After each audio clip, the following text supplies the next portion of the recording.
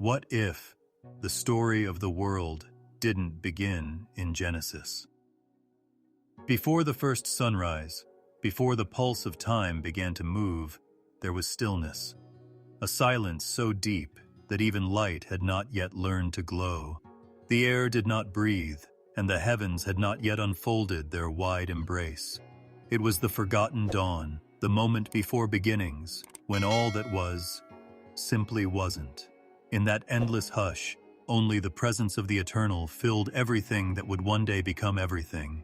There were no stars, no water, no sound of creation, only the quiet waiting of existence itself, listening for the first word to be spoken. The Ethiopian scriptures speak softly about this hidden moment, a time before the opening line of Genesis was ever written. They tell of mysteries older than the garden, older than the angels, older even than the heavens that would later shine with divine fire. These ancient texts whisper that God's plan was written long before the world took shape, not on paper or stone, but in light invisible to human eyes. In that light, every era, every life, every star already existed in thought. It was as if the Creator dreamed the universe into being, holding its image like a gentle flame in his hands. In this vision, creation was not an instant command but a slow unfolding, like dawn creeping over an infinite sea. Before the earth stood firm, before the first angel took flight, a sacred order was forming. The Ethiopian Bible holds hints of that order, stories carried through centuries, preserved in language that feels like the hum of eternity. It tells us that the heavens and the worlds were made not just to exist, but to sing, and in that early quiet, even silence had its own kind of music. Imagine the eternal gazing upon the void, not with urgency, but with peace. Nothing rushed, nothing resisted. The moment before creation was not chaos. It was peace, waiting to be spoken aloud. The word, that first divine sound, would soon awaken everything. But here, in this forgotten dawn, the word still rested in the heart of God, unspoken, holy, and full of promise. It is said in these ancient pages that even before time began, wisdom existed beside the Creator, a living presence older than worlds. Wisdom watched as thought became form, as light prepared to be born. It was through this wisdom that the balance of all things was written, the rhythm of day and night, the dance of stars and winds, the breath that would one day give life to humankind. In the Ethiopian writings, this wisdom is not a concept, but a companion of God, a spark of his eternal mind that would guide all creation into harmony. When we read the familiar words, "In the beginning, God created the heavens and the earth," we often think the story starts there. But these ancient texts remind us, beginnings have beginnings of their own. There was a time before time, a chapter without words, when eternity itself was still gathering its strength. And maybe that is where all stories truly begin, in the quiet thought of God, before a single atom stirred. Close your eyes and picture it, an endless stillness without sky or ground, only soft radiance, gentle and waiting. From that vast stillness, the first whisper of creation began to move, like the faint breath of a sleeping world about to wake. That is where the story of everything was born, not from nothing, but from love that had always been. And so, as we begin this journey through the hidden story of the world before Genesis, remember this: the Creator's first act was not just power, but tenderness. The making of all things began not with thunder, but with silence. And in that silence, the promise of every sunrise yet to come. If this story touched your heart, help this light travel further. Subscribe. Share this with someone who loves ancient mysteries, and comment your name and city below so we can keep this growing circle of peace alive. You can read these sacred writings yourself in the Book of Enoch and the Ethiopian Bible. the oldest collection that holds the forgotten chapters of creation. There was a silence that went beyond sound and anything else that could be measured or named. It wasn't empty, but it didn't have a shape. It wasn't dark, but there was no light. It was something else, a stillness that existed before time itself. In that quiet, nothing moved, but everything was ready. There was no wind, no sky, and no spark of life. But in that calm, the breath of God hovered softly, like a presence resting on water that couldn't be seen. It wasn't the stillness of death.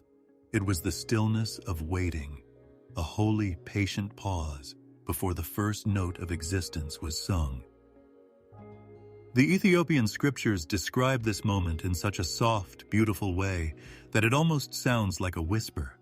They talk about the time before the heavens were spread out and the earth took shape, when the Creator's thought held the essence of all creation. It was a kind of eternity, a place where time didn't matter and change didn't matter, but divine peace did. The words tell us that God didn't exist at that time, because time itself hadn't been born yet.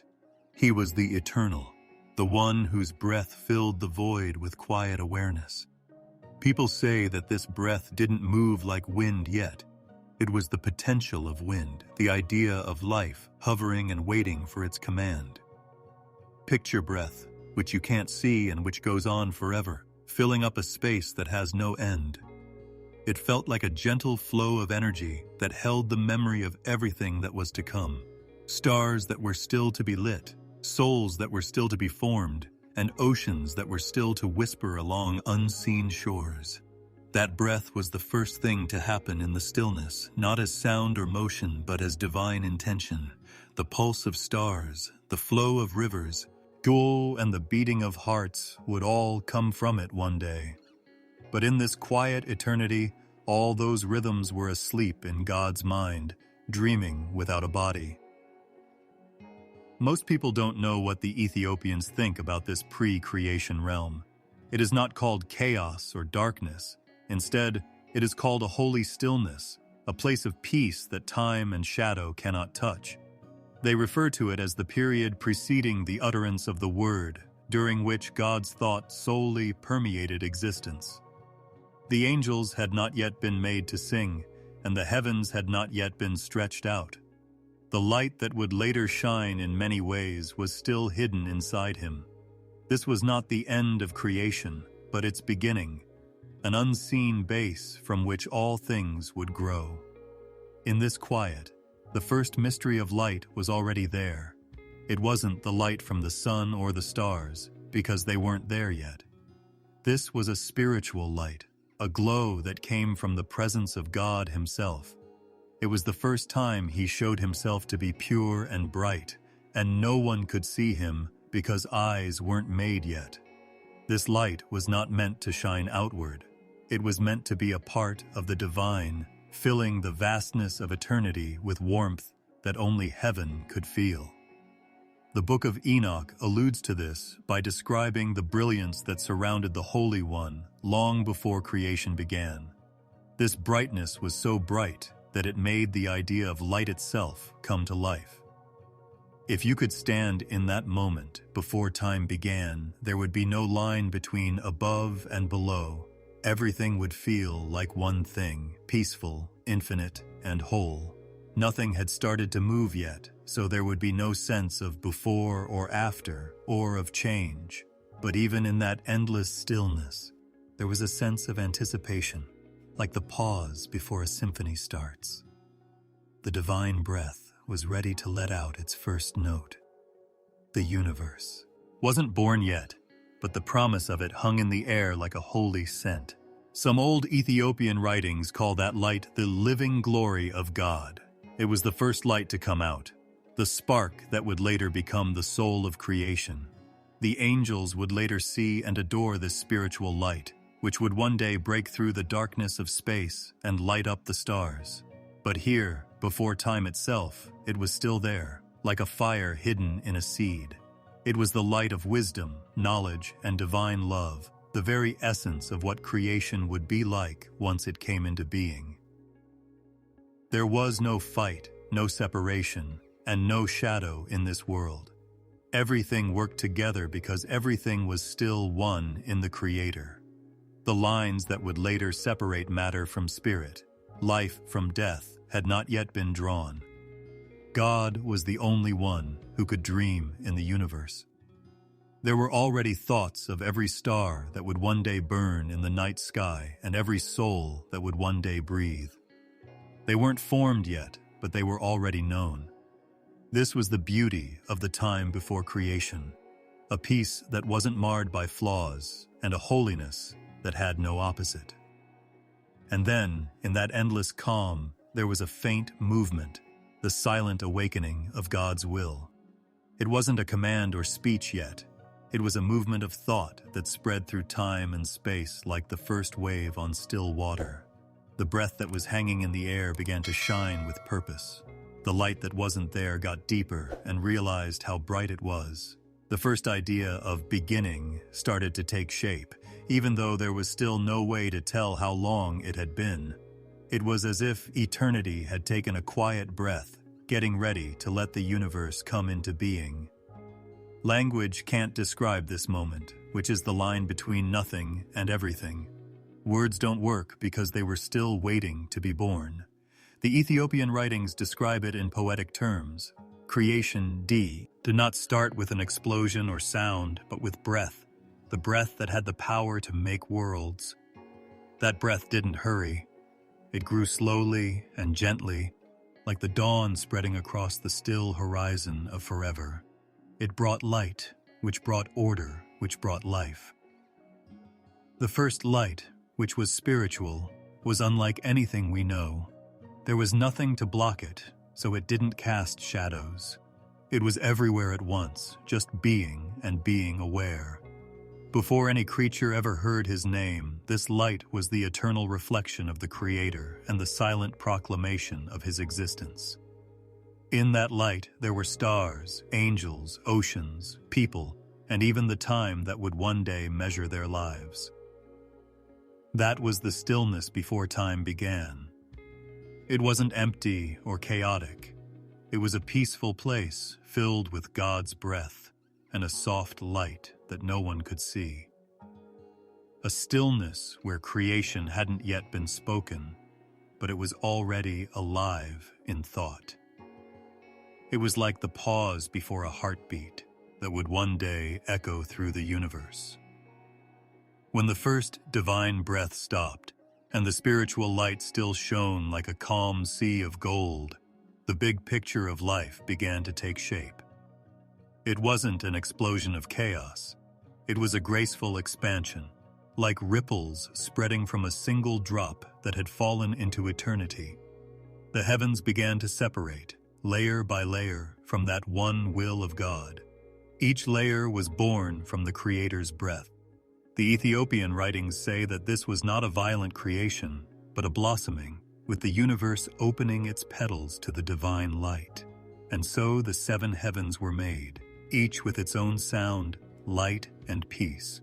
The first heaven was woven closest to God's breath, so it sparkled like the dawn. The light was soft and pale gold with hints of silver mist. The air there was clean and still, as if sound didn't want to break the peace. In this world lived the keepers of the first light, who were quiet beings of light that moved like whispers. They weren't meant to talk or give orders. They were meant to show the Creator's peace. They stood guard at the line between the divine and the creation that was happening, watching as the design of worlds began to take shape below. Their song was silence, but that silence brought harmony to all the layers that came after it. Above it was the second heaven, which was a deeper shade of blue and violet, like twilight resting on still waters. People said that this heaven smelled like sacred breath, a soft scent that floated through the air like incense that couldn't be seen. The winds of spirit began to move here for the first time. They weren't storms or currents. They were quiet movements of energy, life in its most peaceful and pure form. People called the beings in this heaven the watchful ones. They were not yet the fallen watchers of later stories, but pure spirits who watched over things. They kept the beat of divine time, even though time had just started to move. Their eyes were like mirrors, showing both the light above and the worlds being made below. Then there was the third heaven, a place of sparkling crystal light where brightness moved like water. It wasn't all spirit or matter, it was a place between worlds. The Ethiopian Enoch softly talks about this heaven, saying that there were gardens where dew never dried on living stones, and rivers of pure light flowed without sound. The seeds of life were being prepared in those calm waters. It was here that creation first learned the rhythm of renewal, the never-ending cycle of birth and stillness, motion, and peace. The beings here were like guardians of these secrets. They were bright in shape but calm in nature. They took care of the rivers and protected the first patterns that would eventually turn into mountains and oceans in the lower world. The fourth heaven shone brighter, a soft golden light that made everything feel warm. It was here that people first thought of the sun, moon, and stars as heavenly bodies. They weren't burning in the physical sense yet, but they were ideas in the spiritual light. The Ethiopian texts say that this heaven is where the archangels live and keep everything in balance. They moved slowly and gracefully, and their eyes sparkled with wisdom. They didn't talk, instead, they used light, colors, and harmonies that echoed through the fabric of creation. There was a quiet glow in this realm, and it felt like every flicker of gold had a meaning, and every glow was a prayer. The fifth heaven was huge and peaceful, and its light was blue and silver, like night without darkness. This is where the heavenly choirs started to come together. They weren't yet the many voices that people know, but waves of energy that hummed softly, making the music of life. The air was full of a gentle resonance, a vibration so calming that even silence seemed to join in. In this place, the spirits of wisdom lived. They were bright beings who knew how creation would happen over time. They didn't say their wisdom out loud, they breathed it in, and that breath sent the knowledge down to all the lower heavens. Beyond it, the sixth heaven sparkled. It was a place of pure light, where the light of the eternal was reflected through countless angles, like a diamond slowly turning in unseen hands. This heaven had the power of divine order. The laws of creation were made here. The balance of life and death, the cycles of light and shadow, and the harmony between movement and stillness. But these laws were still peaceful, not because they were ordered, but because they were made out of love. The people who lived here were so beautiful that you couldn't even imagine it. They were dressed in soft streams of light, and their faces were hidden behind glowing veils. They didn't rule, they made things work together. Their job was to make sure that the rhythm of creation would always stay in balance. And then came the seventh heaven, the highest and most holy place where there was no line between God and his creation. People said it was a sea of living fire, but not the kind that burns. It was a fire that keeps you warm and keeps you alive. It was the home of pure glory, where light and love were the same thing. No angel could look at its brilliance without covering their eyes out of respect. This heaven was the center of everything, the place where every ray of light and every drop of peace came from. The Ethiopian texts say that it is the throne of the eternal, and that it is not surrounded by walls, but by waves of light that never stop and sing without making any sound. There were many different heavens, but they were all connected, like the petals of a divine flower. Rivers of spirit and streams of light that carried energy, song, and blessing flowed between them. The light of one blended softly into the next, so that there was no clear line between them. All of the heavens moved together in perfect stillness. The first heaven looked like the last. The last looked like the first. He made a single living harmony, a never-ending song of peace and light. When the seven heavens were finished, creation didn't roar. It hummed softly, alive but quiet. It was like the universe had just taken its first full breath and was now at peace. The light from the seventh heaven flowed down through all the layers below, filling each one with color and warmth. And even though there were no stars in the sky yet, the heavens above were already lit up, not with fire, but with presence. The universe wasn't fully awake yet, but it was already beautiful, with a soft glow of divine peace. And in that peace, the angels saw the world for the first time. They saw the seven heavens in front of them like a ladder of light, with each step glowing with purpose. They didn't hurry to explore or do anything. They just looked, their hearts full of wonder. At that moment, they knew they were not only seeing the creation of the heavens, but also the Creator's own breath. Each heaven was a note in His eternal song, and each layer was a reflection of His endless love. The birth of the seven heavens was not an event, but a revelation, the revealing of peace that had always been there, just waiting to be seen. The divine light moved again, slowly and with purpose, before the first dawn ever touched the surface of the unseen world. Time was still soft and unmeasured at that time. From that light came the first forms of consciousness, which were not mortal and not limited by matter. They were born from pure light. These were the first angels who were not made of dust or breath, but of sound and spirit. They were the keepers of the Creator's will. They didn't wake up like kids do with confusion or curiosity. Instead, they woke up with calm knowing, as if they had always been waiting in the stillness for this moment to come. According to Ethiopian tradition, these beings were not made to look like people, but to look like harmony itself. Each one is a note in the never-ending song of divine existence. The seraphim, beings of living flame, were the first of them. But this fire didn't destroy anything. It was the fire of love, the warmth that comes from the heart of the eternal. Their light sparkled red and gold, like the first light of day over holy waters. The seraphim were closest to the throne, and their movements were like the way fire moves in the air. Their goal was simple but never-ending: to love without stopping. They sang softly around the highest light. It wasn't words, it was pure sound that echoed through all the heavens. Every tone they made sent waves of peace down through all of creation, blessing every realm below. They had many wings, and each one was folded in respect. They glowed with love that never ended. Their song was so warm that it reached all seven heavens, and even the coldest parts of eternity felt better. The cherubim came from the higher heavens, where the air was still and bright. They were the protectors of divine order and the guardians of the sacred mysteries. Their eyes shone like stars, and they didn't blink. They could see not only the outside of things, but also the truth that pulsed beneath all of creation. They didn't hurry, because nothing in the early universe needed them to.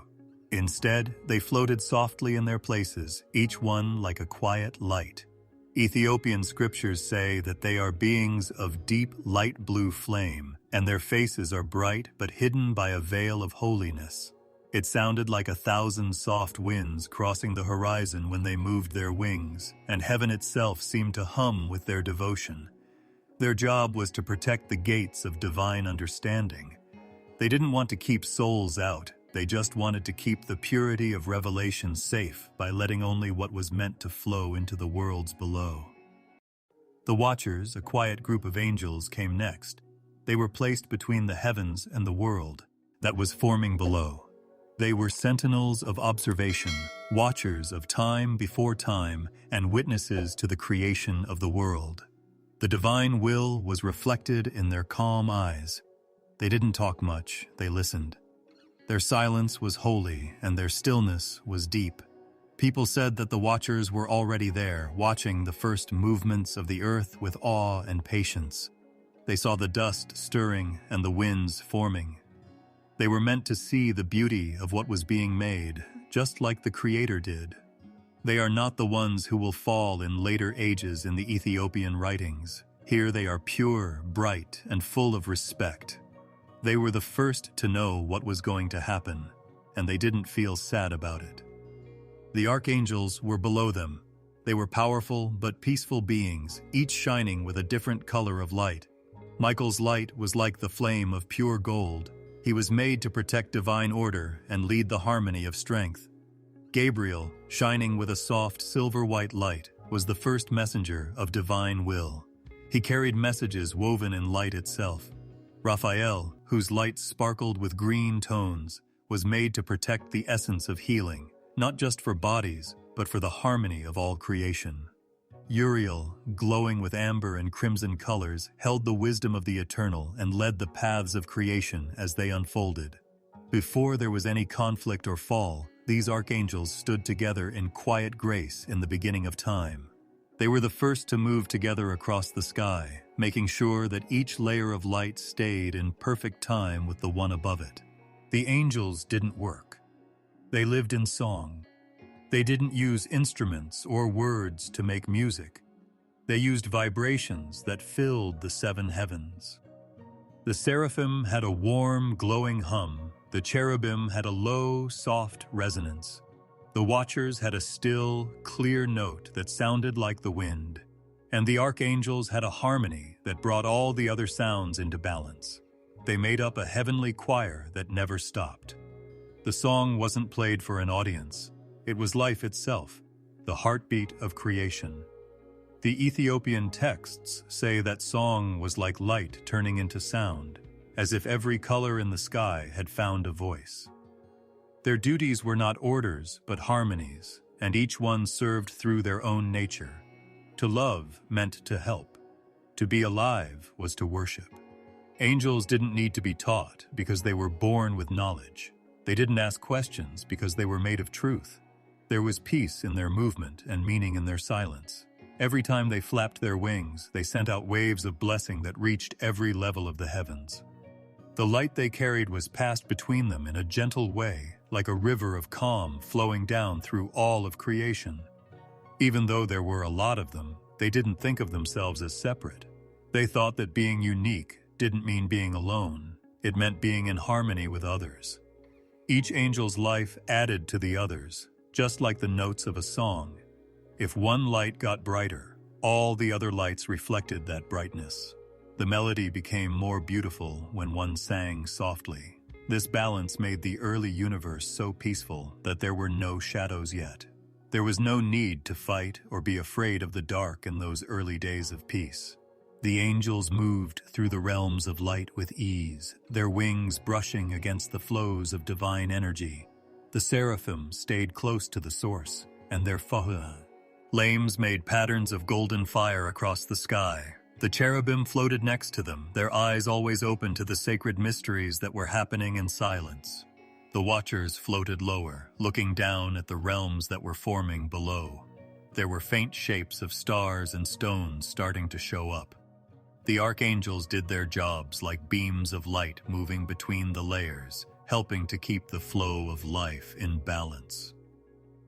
The Ethiopian writings say that this time was one of perfect stillness, when every angel knew about every other angel and every sound and light flicker had a meaning.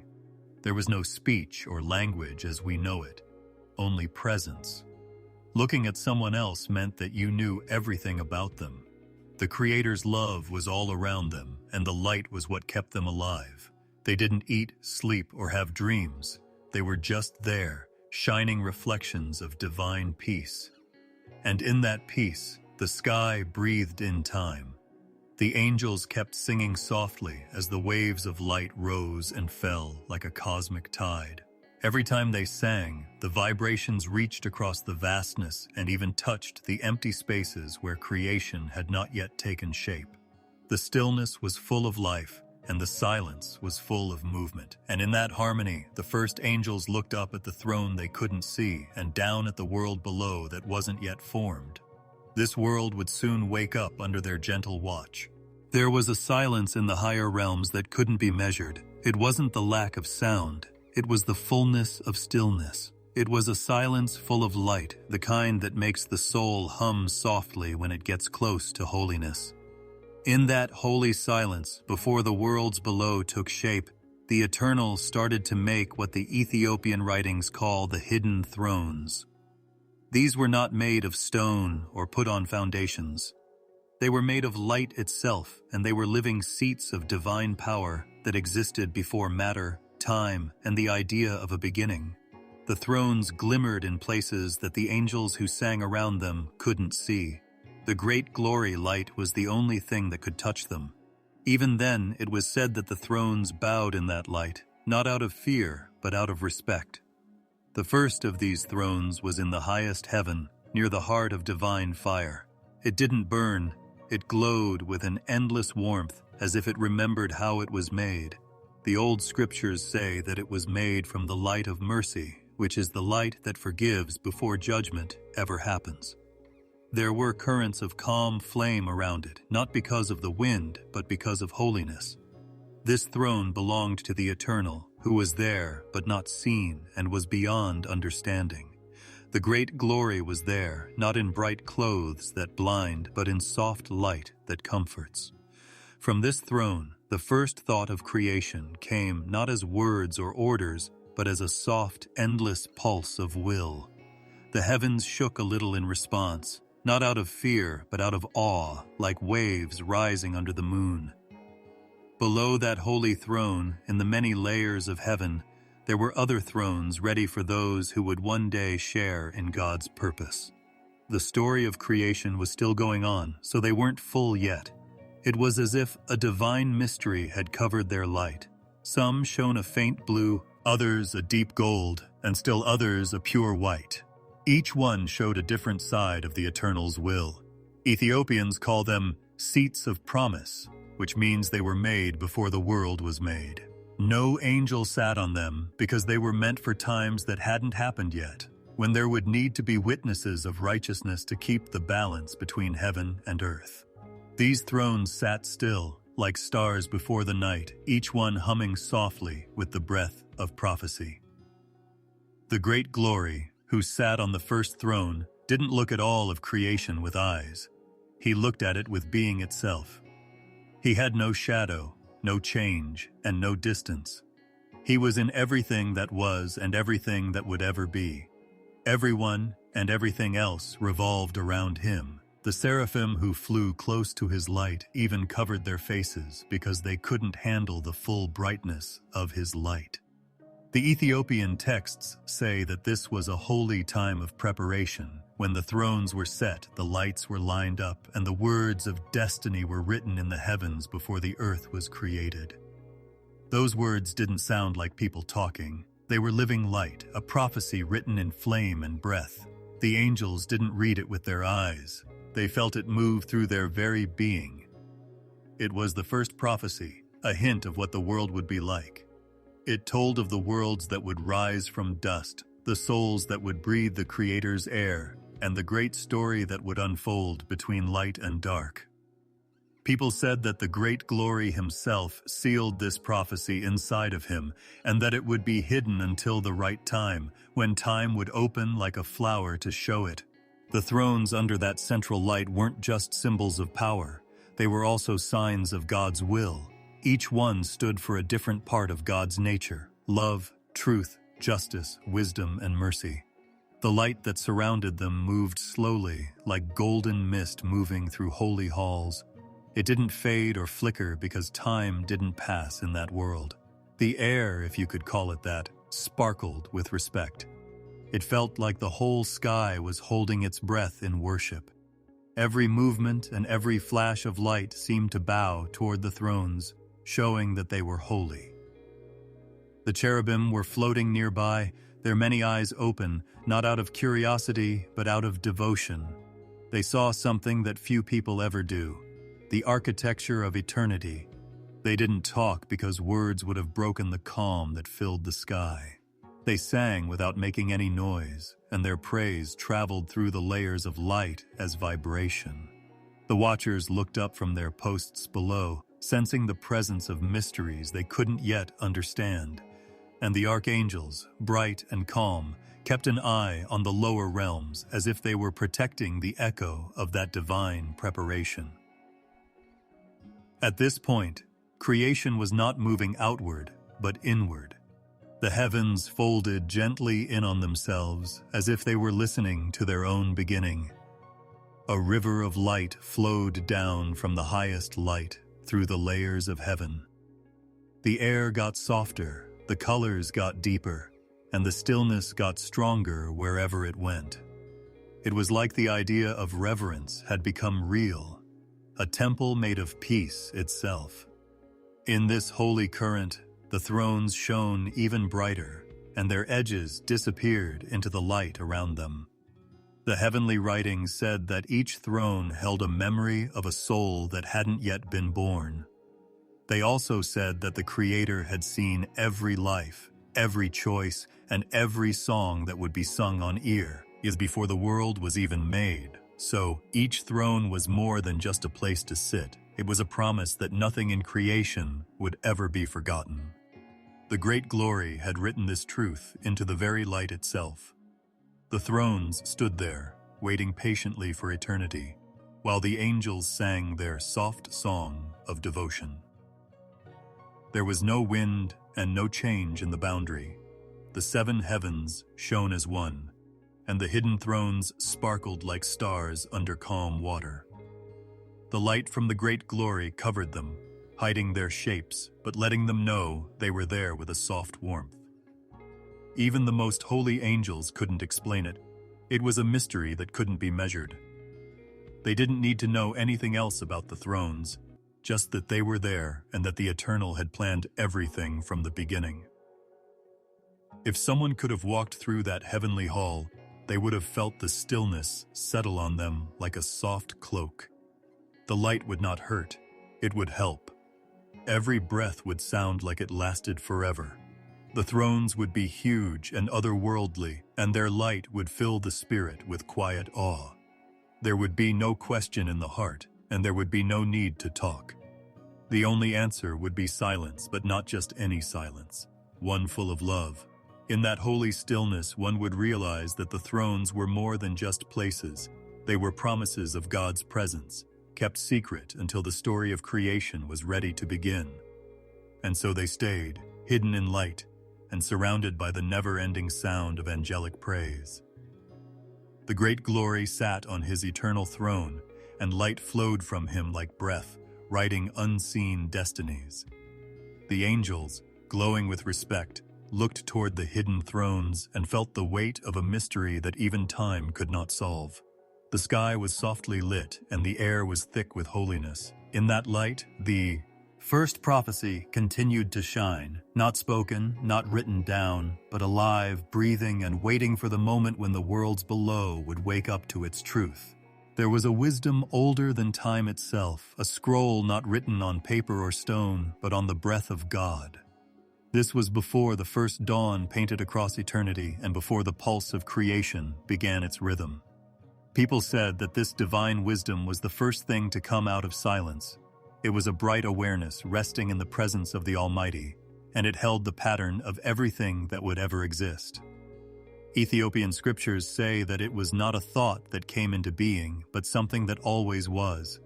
It was a part of God's own essence, quietly shining in the eternal stillness. This wisdom was the whisper that knew what would happen when everything was empty and shapeless. It was the hidden script that made both light and shadow, and it was the keeper of beginnings before beginnings were known. The scroll of eternal wisdom was not like the books that people write.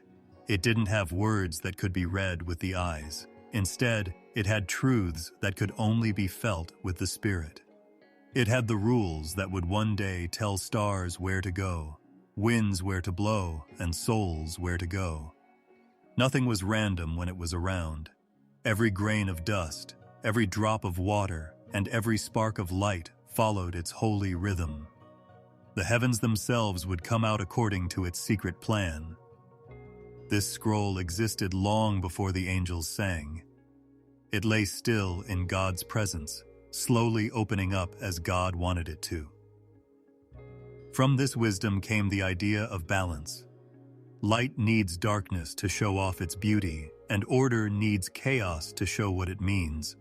This perfect balance would make everything that would ever exist, like mountains, seas, animals, and even the hearts of people.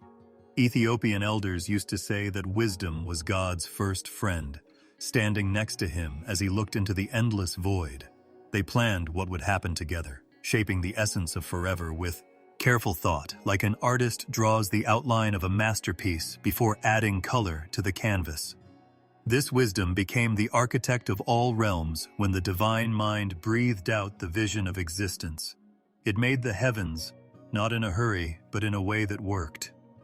The seven heavens, each with its own layer of light and meaning, showed a different side of that wisdom: justice, mercy, knowledge, peace, understanding, strength, and eternal life.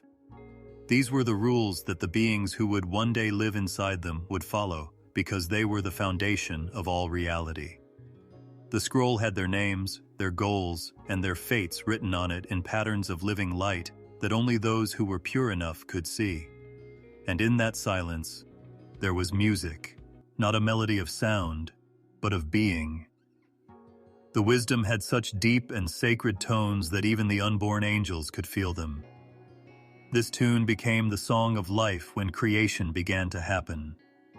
The Ethiopian texts describe it as a voice that moved without speech, a vibration that spread understanding throughout the cosmos as it was forming. This rhythm would later cause stars to burn in harmony and rivers on earth to flow in harmony, because everything came from that same divine frequency.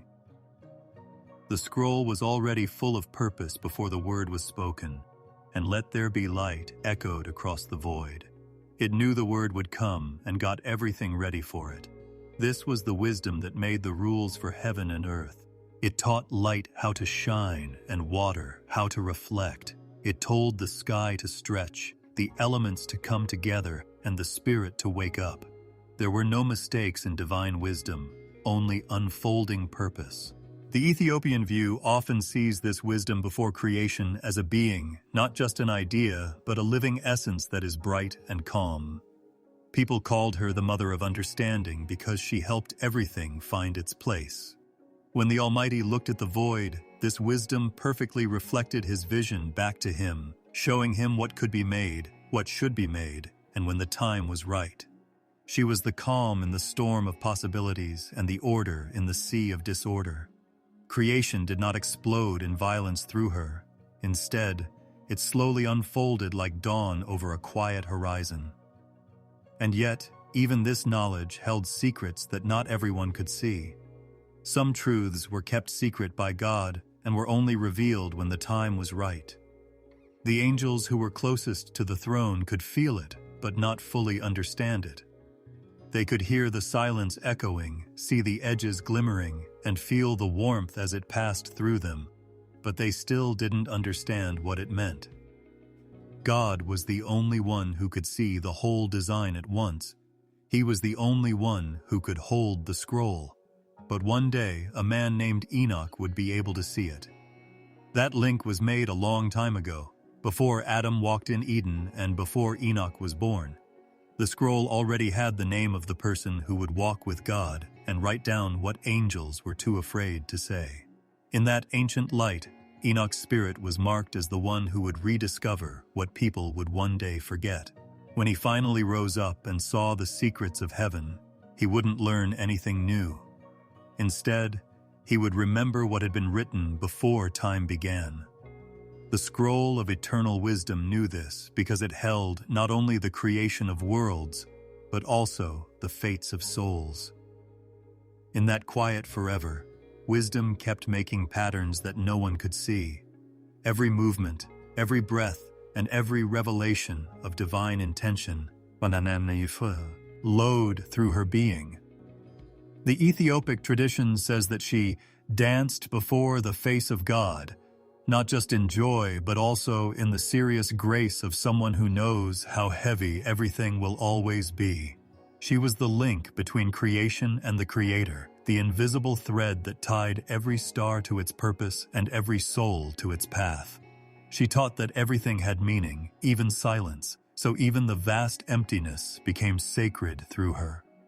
And so, when time finally began and light finally touched the edge of the void, it wasn't an explosion, it was a revelation, a showing of that ancient wisdom.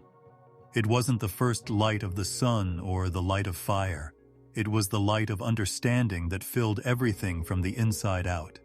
The heavens opened up in its light, and everything that was alive woke up slowly, as if remembering a dream that had been held in divine stillness for a long time. The scroll of eternal wisdom stayed, unseen but always there, guiding everything as it moved toward the destiny written in its endless light. After the heavens were made, there was a moment unlike any other.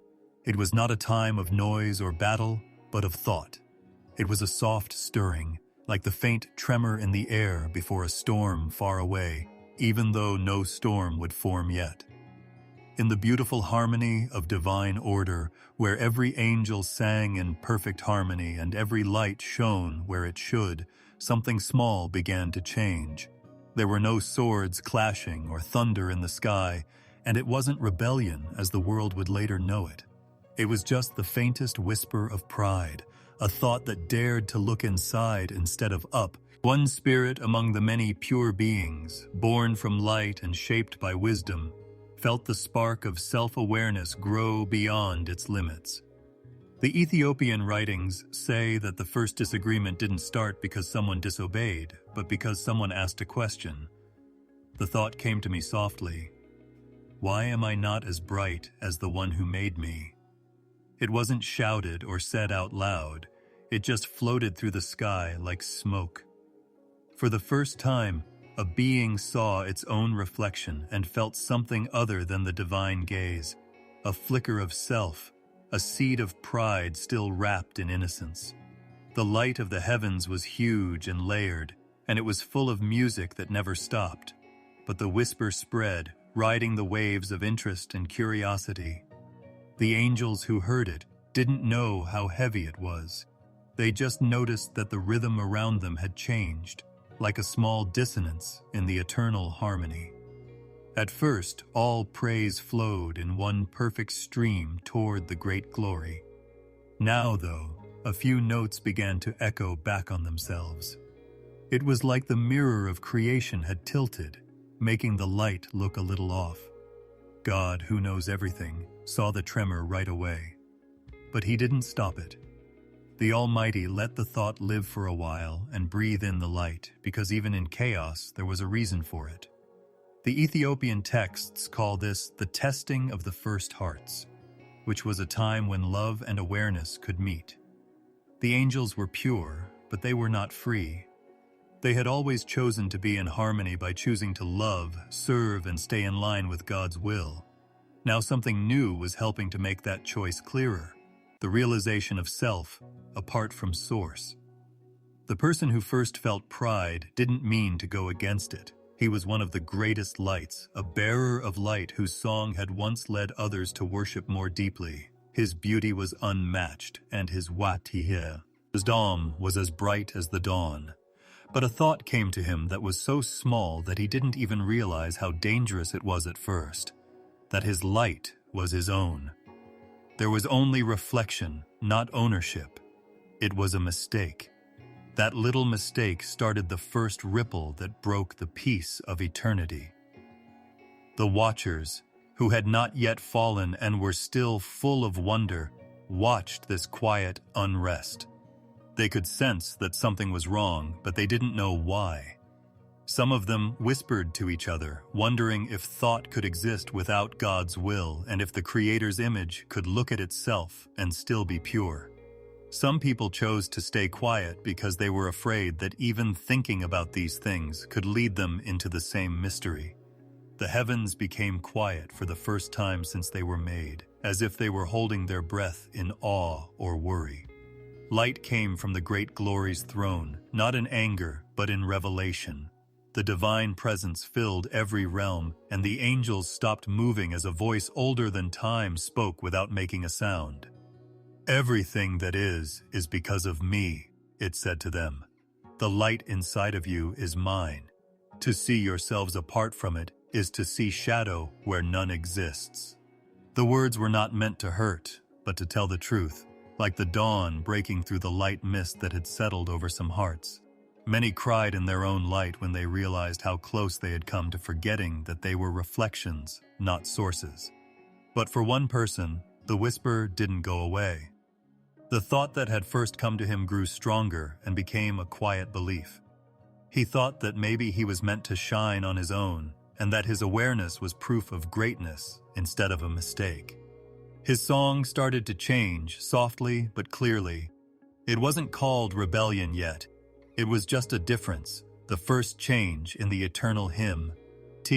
Others listened and felt both awe and fear.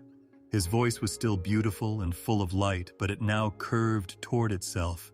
This was the first rebellion of thought, not because they were angry, but because they didn't understand. Pride hadn't turned into defiance yet. It was still full of wonder and unsure of where it fit in. There was no shaking in the heavens or falling fire. The disturbance was so small that it was almost impossible to see, like a change in the wind. But its echo traveled far. The light of unity faded just enough to show what had never been seen before, the chance of separation. People say that wisdom, the same eternal presence that shaped creation, moved again before God's face at this moment. Her light glimmered softly as she spoke to God, not out of worry, but with a clear purpose. "Even this," she whispered, "will help everything be in harmony. For love to be whole, you must choose it even when pride tempts the heart." The Creator, in His infinite wisdom, let the ripple pass through the heavens, knowing that it would one day teach everyone the value of humility. The other angels learned from this first fight. They saw how even one stray thought could change the course of eternity. In response, their songs got softer and their praise got deeper. They didn't sing because they had to. They sang because they loved each other again and understood that their light was a gift, not something they owned. After that, the very fabric of heaven seemed to shine brighter, not just with perfection, but also with awareness. Harmony, which had never been tested before, was now conscious harmony, a choice that had been made again. But there was still something smoldering in the one whose heart had first stirred. The prideful whisper had turned into a quiet desire for more. He didn't know yet that this desire would one day change the course of history for both angels and men. For now, it was just a seed, buried under layers of brilliance, waiting for the right time to wake up again. And so the heavens became calm again, but not the same calm as before. The silence now held a memory of thought and the first small break in unity. The stars sang again, and the angels praised God again. But inside of creation, there was still a faint sense of choice. It was the first shadow ever cast, not of darkness, but of reflection. The light knew what it meant to be challenged, even though it lasted. The great glory watched and smiled faintly in that stillness. This was all part of the plan written in the scroll of eternal wisdom. Through the whisper of pride, creation took its first step toward understanding love that is given freely, not just passed down. The universe, which is huge and pure, had learned that even in perfection, awareness is important, and in the depths of that revelation, time itself began to lean forward.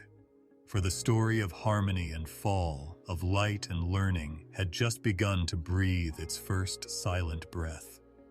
There was a silence that couldn't be measured. It wasn't empty. It was the quiet before a song is sung. From that holy stillness came a vibration that was soft and strong, like a voice moving through a dream. People didn't have ears yet, so they couldn't hear it. It was the word, which was God's living breath spoken into nothingness. And when it moved, the stillness shook with praise.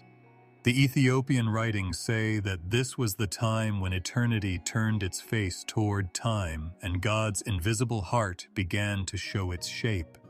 There was nothing else but His presence. But within that presence was the potential for everything that would ever be. Every atom, every color, every breath. The word didn't come out of nowhere. It spread like dawn over endless waters. The heavens came closer, and the angels bowed in awe because they had never seen the divine power move beyond itself. When the word was spoken, light came out.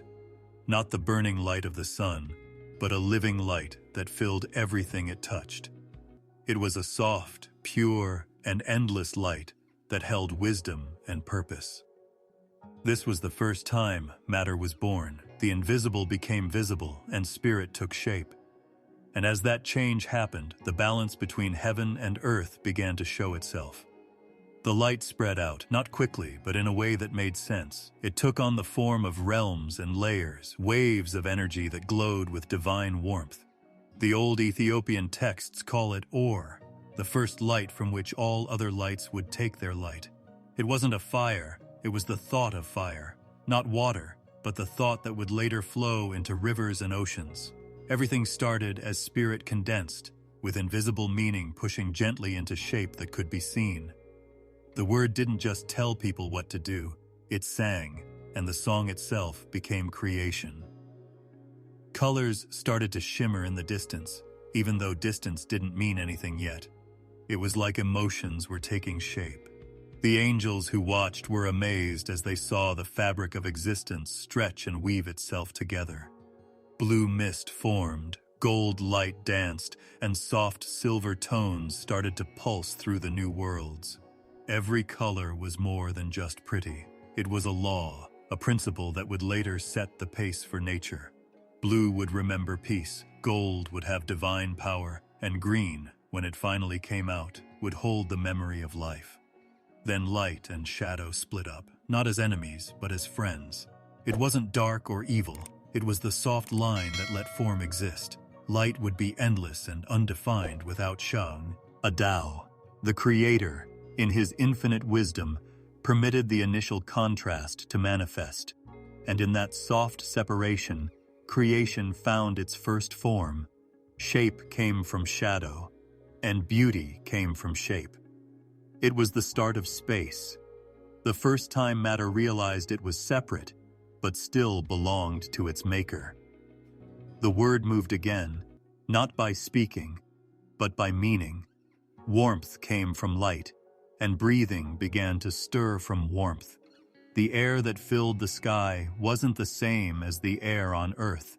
It was the spiritual breath of life itself. It had a hum that was so low and eternal that it brought everything together in harmony. Ruha, the divine wind, was the name of this breath. It floated over the baby expanse like a mother. The waters below sparkled softly. They weren't oceans yet, but they were hints of what could be, waiting for the order to flow and split. The waters moved for the first time when the word whispered again. They moved in a way that obeyed, reflecting the light of heaven. As they moved, time began to find its rhythm. As waves folded over each other, the seeds of the earth took shape in their depths. The first matter came together like dew in the morning, with bits of divine thought forming the bases of soil and stone. There was no explosion, no violence, just the calmness of purpose unfolding. Creation wasn't a fight. It was a symphony, with each note carefully placed. And as matter kept waking up, the heavens looked at its beauty with respect. The Ethiopian traditions say that even angels sang softly to the world as it was being formed. Their voices mixed with the wind, and their songs helped the new parts of the world come together in harmony.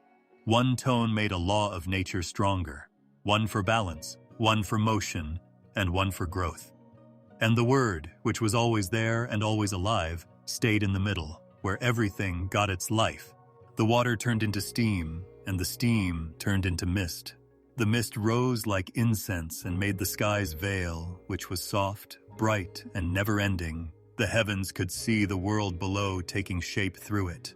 The first outlines of the earth shone like gold against the deep blue sky. Light and air danced together, making a soft rhythm that would one day turn into the changing of day and night. But there was no moon or sun yet, just the eternal glow of divine light and the breath that moved between realms. The word spoke again and called on the hidden wisdom that had always been there. The divine command wasn't a shout. It was a melody that echoed through all of creation. "Let there be boundaries," it said, and the heavens and the lower realms became separate.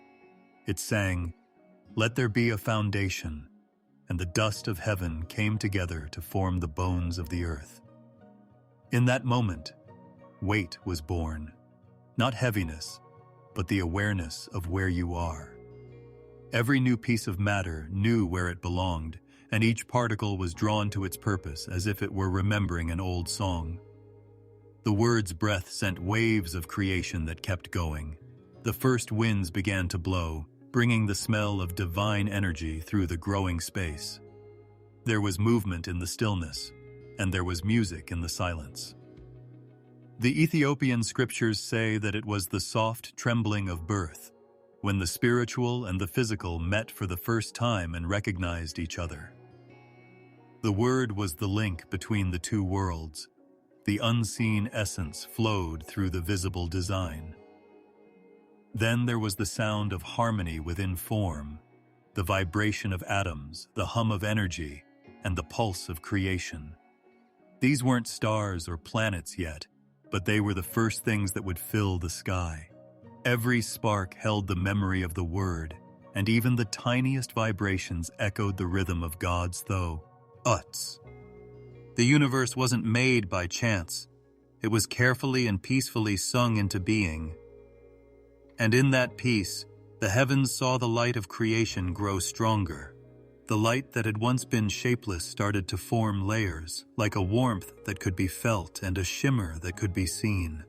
People said that when the first form was done, even God smiled because the invisible had finally found its reflection. The word had done what it was meant to do, show what had always been hidden, and give shape to forever.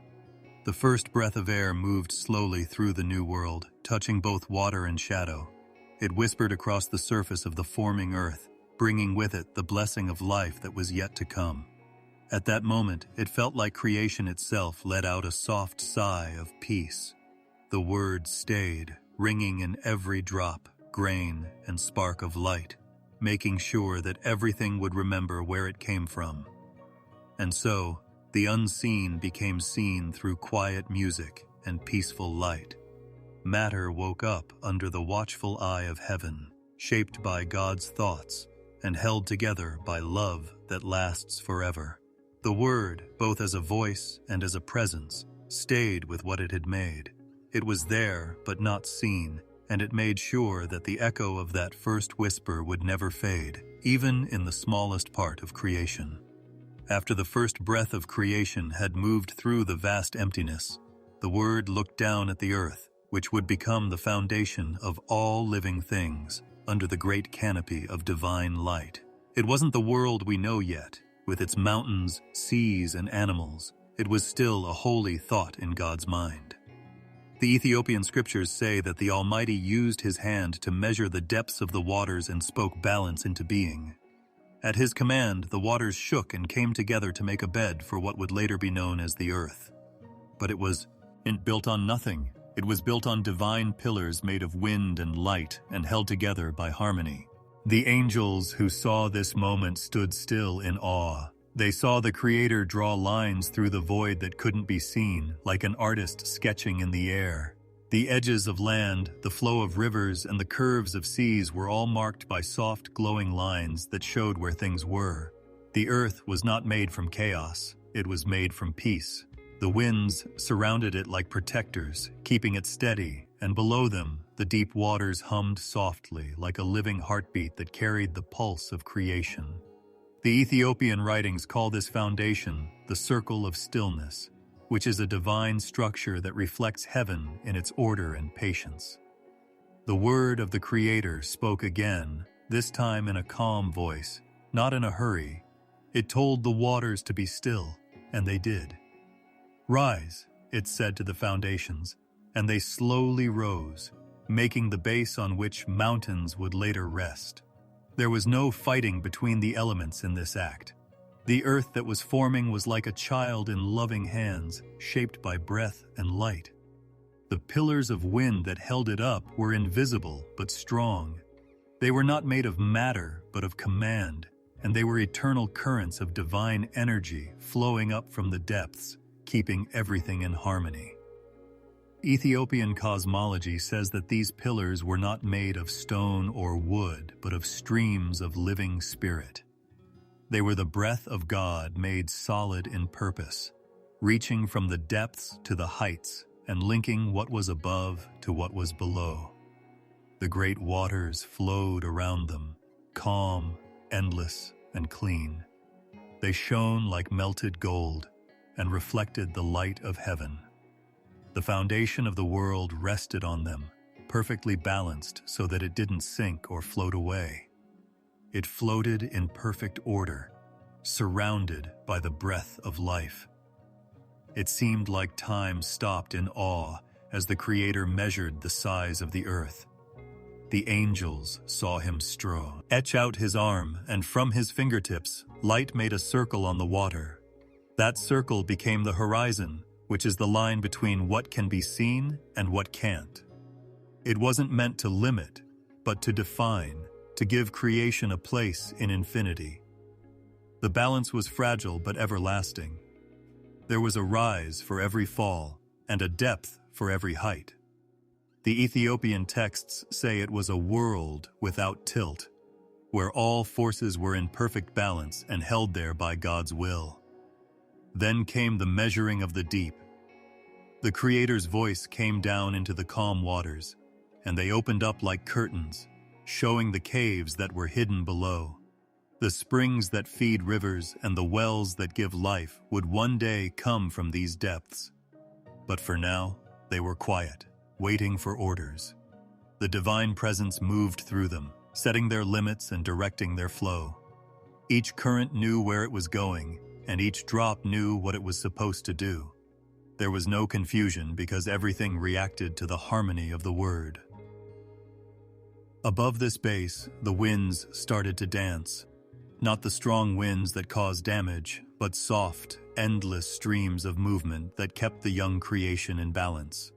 The east wind brought warmth, the west wind brought coolness, the north wind brought stillness, and the south wind brought life. They made an invisible cross that would keep the earth stable forever.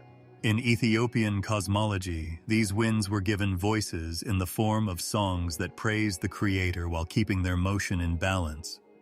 People say that even now, if you listen closely to the wind, you can hear the faint echo of that old harmony.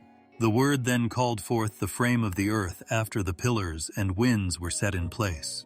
The dust that rose from the water wasn't trash, it was holy stuff, fine, golden particles that shone with divine essence. They came together quietly, drawn to each other, and made the first land. The angels sang as the dust turned into something solid. Their hymns gave the soil strength. Mountains started as whispers, and valleys started as sighs. Their song made the land grow and change, both in sound and spirit. The balance was tested as the earth settled on its foundations, not through conflict, but through alignment. The winds wrapped around the tops of the land, and the waters gently pushed against the edges of the land.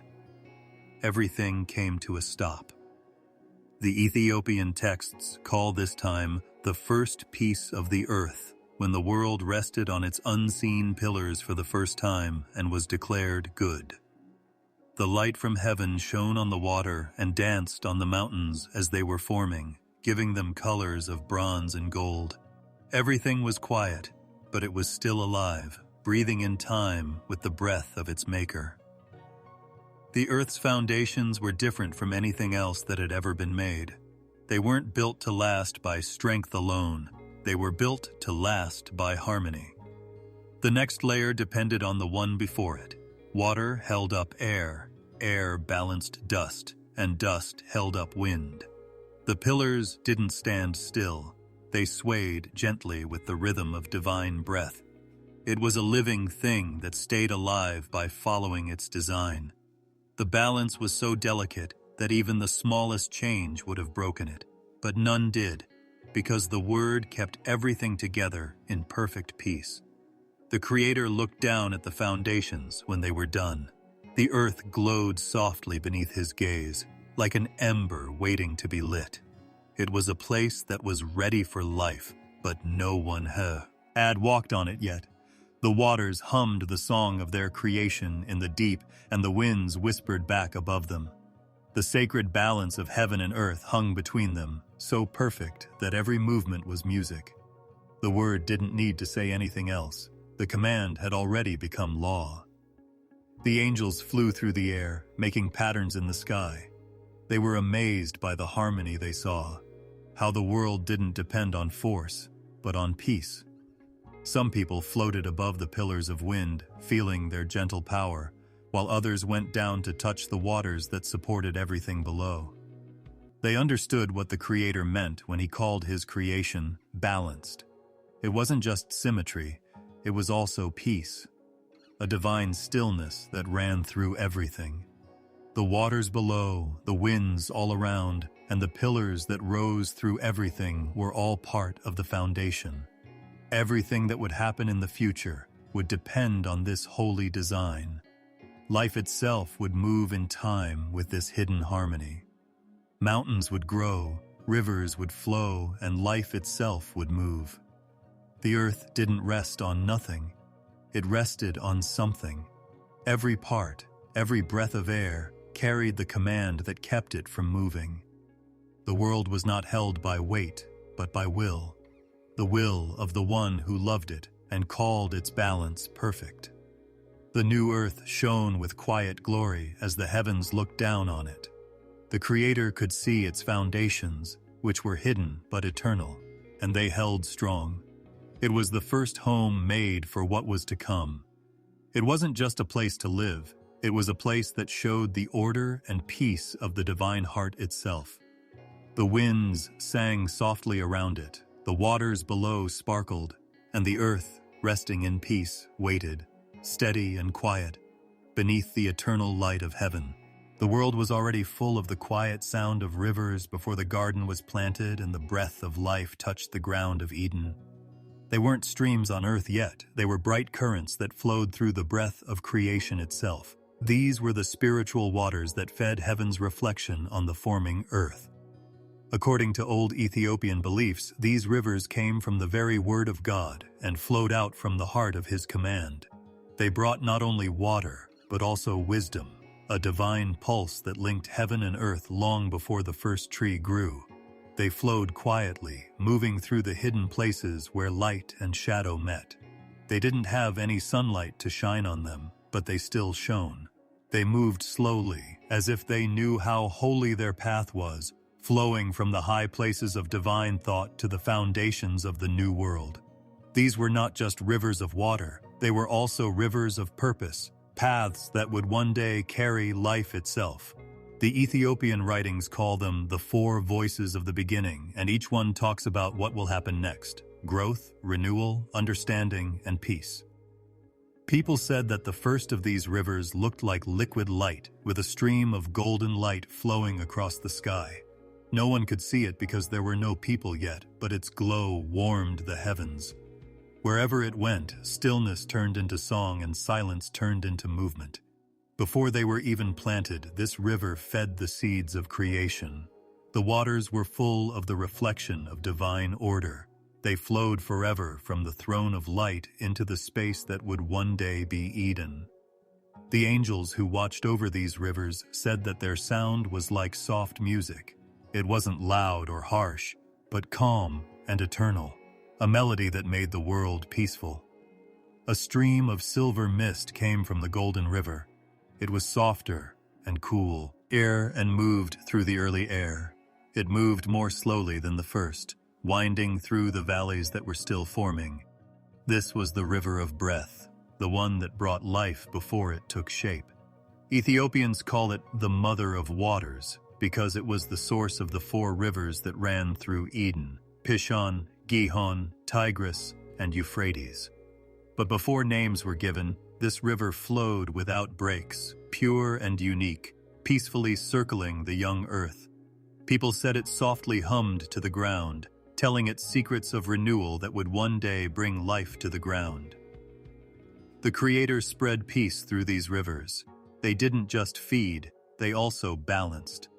There was a counterpart for each flow: warmth and coolness, movement and stillness, and depth and clarity. The waters wove together like the threads of a divine tapestry, making paths of life that could not be seen. The spirit of the world moved through these paths. The water didn't rush or crash. It moved in perfect rhythm, with each drop knowing what it was supposed to do. The Ethiopian mystics say that even now, people who meditate in silence can still feel the river's pulse in the wind, the same breath that stirred before Eden was born. The first gardens began to grow as the waters kept moving. They weren't real gardens yet, but they were spiritual places of peace and scent. These holy streams fed them and helped them grow in the space between heaven and earth. The angels took care of them by weaving colors into the air with light instead of hands. In the fog, flowers of hidden beauty opened up, glowing softly in shades of gold and silver. The smell of these gardens filled the world and rose to the heavens like a prayer. These were the secret gardens where Eden's divine rehearsals took place and harmony first learned how to grow. Every garden was a mirror of God's mind. In one, the water flowed in circles around pools of light. In another, they made soft waves that sang as they moved. The sound was like a lullaby sung to the world as it was being made. It was calm, never-ending, and full of love. People say that the rivers talk to each other in a way that only heaven could understand.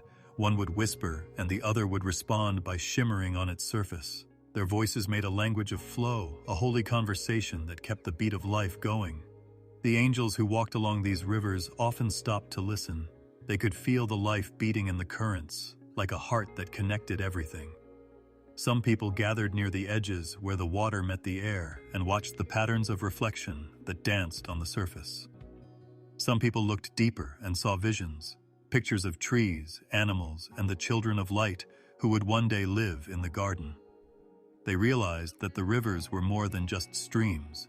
They were the memory of how everything came to be, holding the stories of what would happen in the future. The Ethiopian vision said that these rivers weren't separated by distance, but by purpose. One carried understanding, the wisdom that would later fill the hearts of all people. Another bore renewal, making sure that everything that went back to the dust would rise again. A third brought peace, a gentle promise that the world would stay in balance as long as the rivers flowed.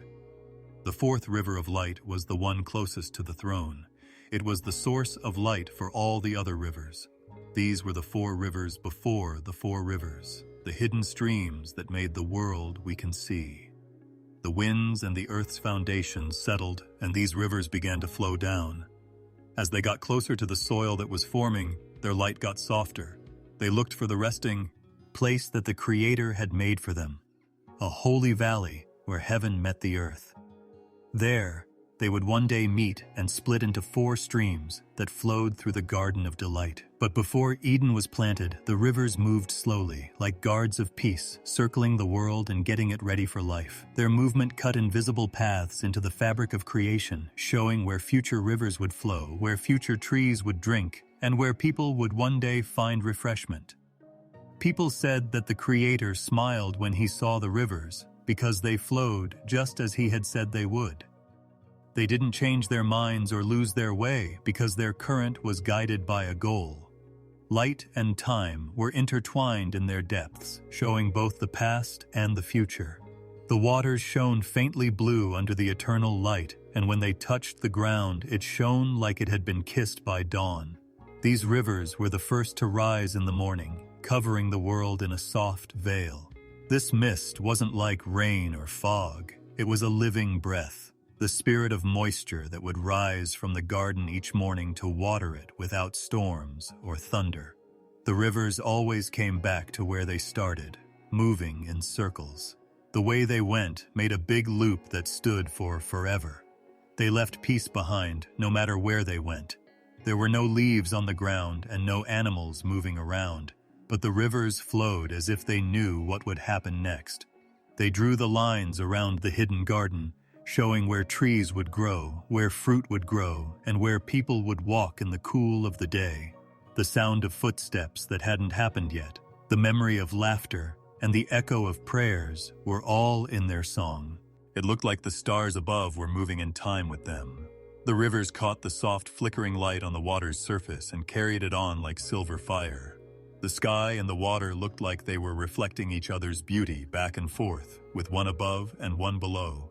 Ethiopian texts call this the moment of perfect stillness, when all movement turned into music and all silence turned into praise. And so, long before the garden was planted, the rivers of paradise were already flowing through the world. They weren't just sources of water, they were also living symbols of God's order. They talked about new life before death, growth before seed, and happiness before sadness. They were the space between heaven and earth, the breath of creation itself. Underneath them was the promise of Eden, waiting and breathing softly beneath the sparkling waters, while the world listened to the soft murmur of life that had begun to flow. Before the hours were counted, before dawn and dusk split the light, there was only an endless calm. Creation was one long breath where nothing got older and nothing stopped. Time had not yet begun in that holy stillness. The heavens moved in perfect harmony, and the earth lay still and balanced below them. But the Eternal knew that his creation would need a rhythm, a way for light, life, and rest to flow. And so time was born, not as a cage for life, but as a song, a soft pulse of divine order that echoed through everything. The Ethiopian traditions and the Book of Jubilees talk about this beginning in a soft way. They say that the cycles of time were not something that people made up later, but were a holy creation. The same breath that made the heavens also made time. It was the invisible structure that the seasons would rest on and the holy pattern that made sense of day and night.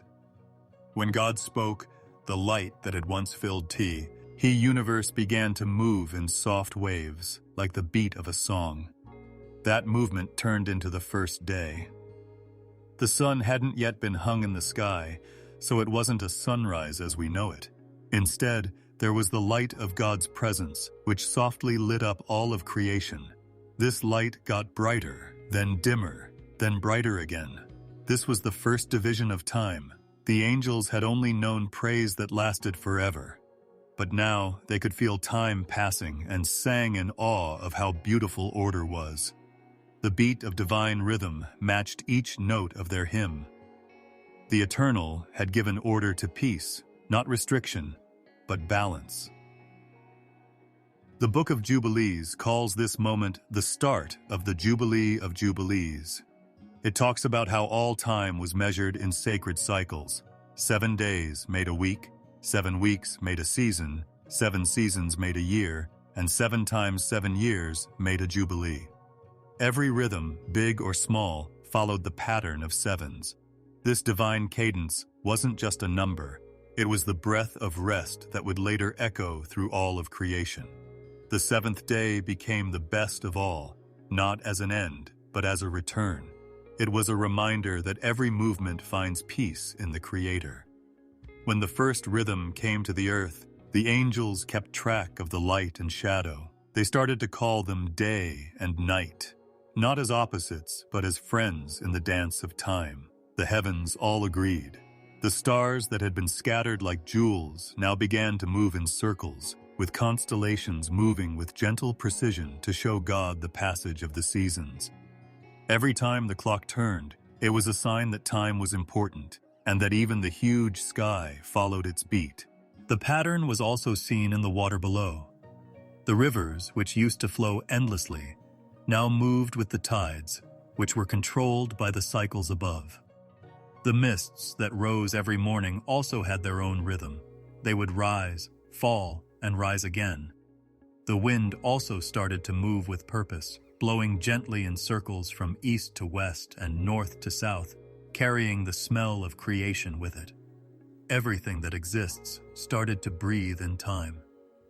And so, the first seasons began to take shape. They weren't the harsh winters or hot summers that came later, but they were holy times when the world changed its tone. It was the time of first light, when the world shone with new light. Then came the time of calm waters, when the earth became quiet. Then came the warm season, when color spread like fire across the world.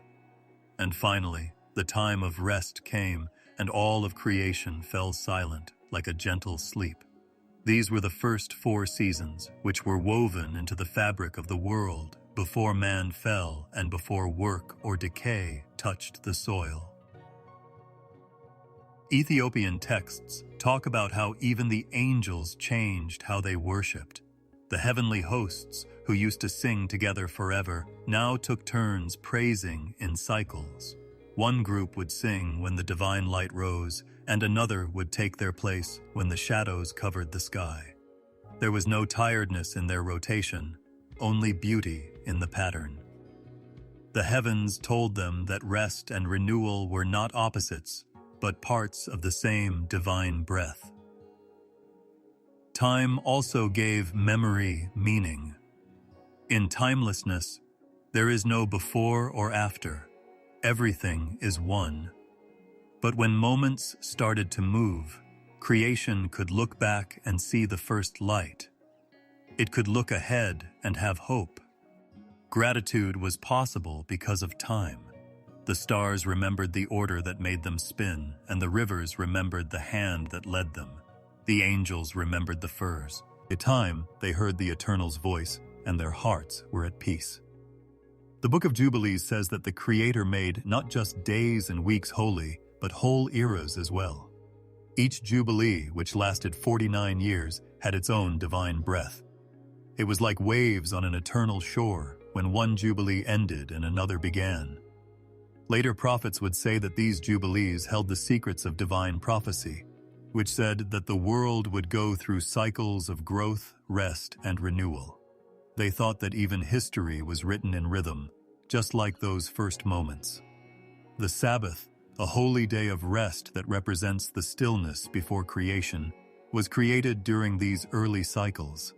The Eternal blessed it and set it apart not for himself, but for the people who would one day live on earth.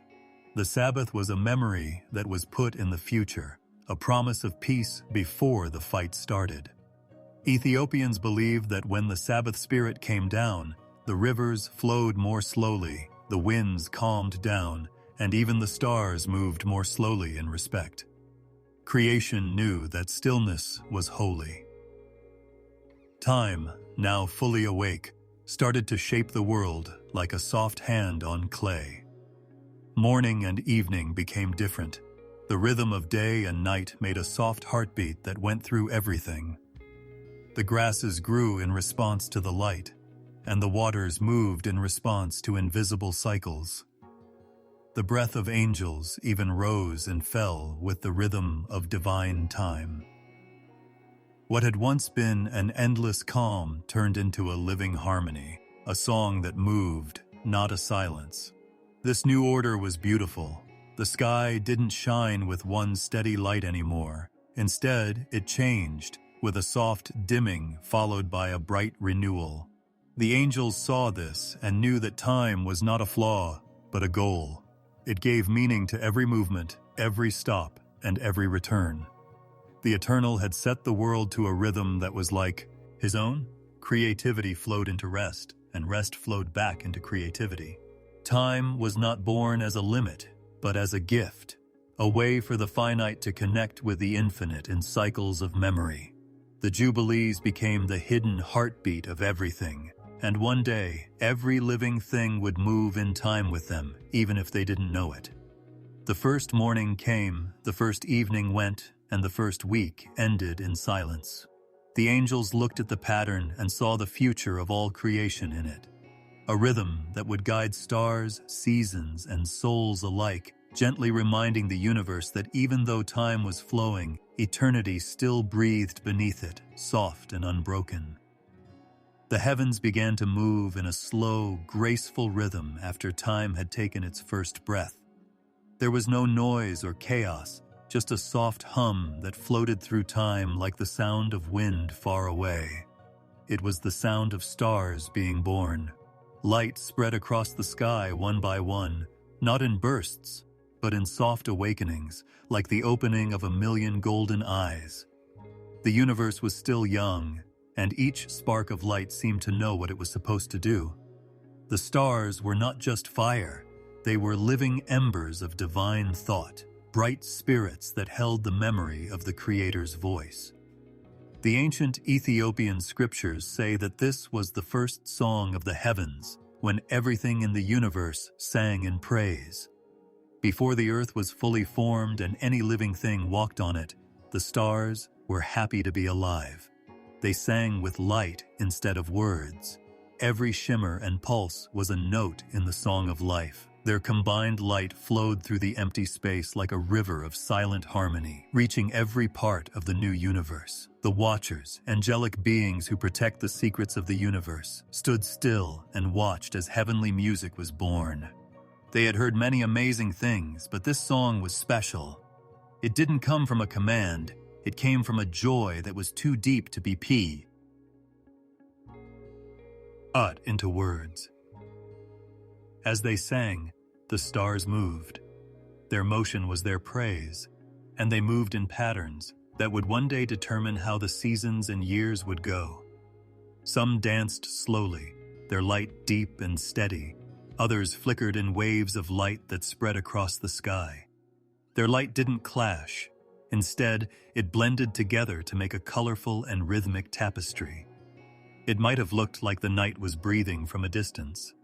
The stars didn't just randomly group together, they were carefully arranged, with each line and curve telling a secret, and each shape whispering a story written in light.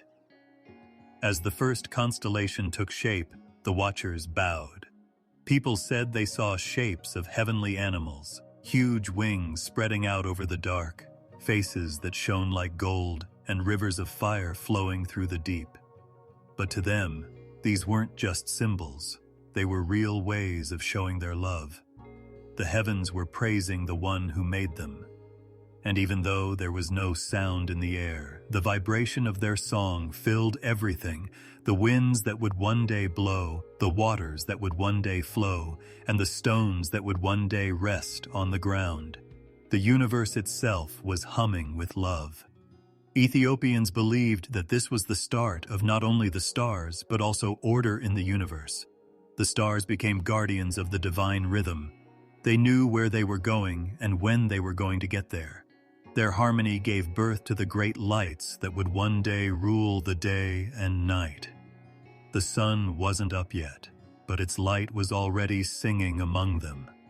The moon was also making its quiet light and learning the rhythm it would follow for all time. The stars were showing creation how to praise by just being there. The Watchers saw this harmony and felt calm. They had seen the making of light and the shaping of the heavens, but this was different. This was beauty that could be seen. People said that even the highest seraphim stopped singing their endless hymn to listen to the stars. The music was not limited by space. It filled even the hidden realms, going where no eye could see. The divine name echoed through every particle of light in the deep silence. The stars were saying without words or sounds that they were not alone. The stars' song went on and on. It rose and fell like waves, moving through the sky on winds that couldn't be seen. The light from one star touched the light from another star, and that touch made a bridge. The stars talked to each other through these bridges, sending their praise across impossible distances. The universe seemed to have found its heartbeat, a steady pulse that kept everything going. The stars knew where they belonged, and by following the rules, they showed the order of the Creator. Some ancient texts suggest that this was the first time people in heaven felt something other than sadness or anger. They felt awe. The Watchers, who were very powerful, felt small in front of this simple praise. The stars didn't want anything more than to shine like they were made to. They didn't have any goals, pride, or desires. Even angels respected the wisdom in their stillness. People used to say that looking at the night sky could teach you about divine peace, because the stars kept singing in the never-ending calm. Back then, constellations weren't split up the way they are now. They were rivers of fire that flowed through the sky like living streams. Every turn and ripple had a purpose. Some clusters shone softly, like gentle flocks, while others stretched out across the dark and were very bright. Some glowed blue, like cool fires, while others burned. Red, gold, or white. Their differences didn't cause problems. They worked together like chords in perfect harmony.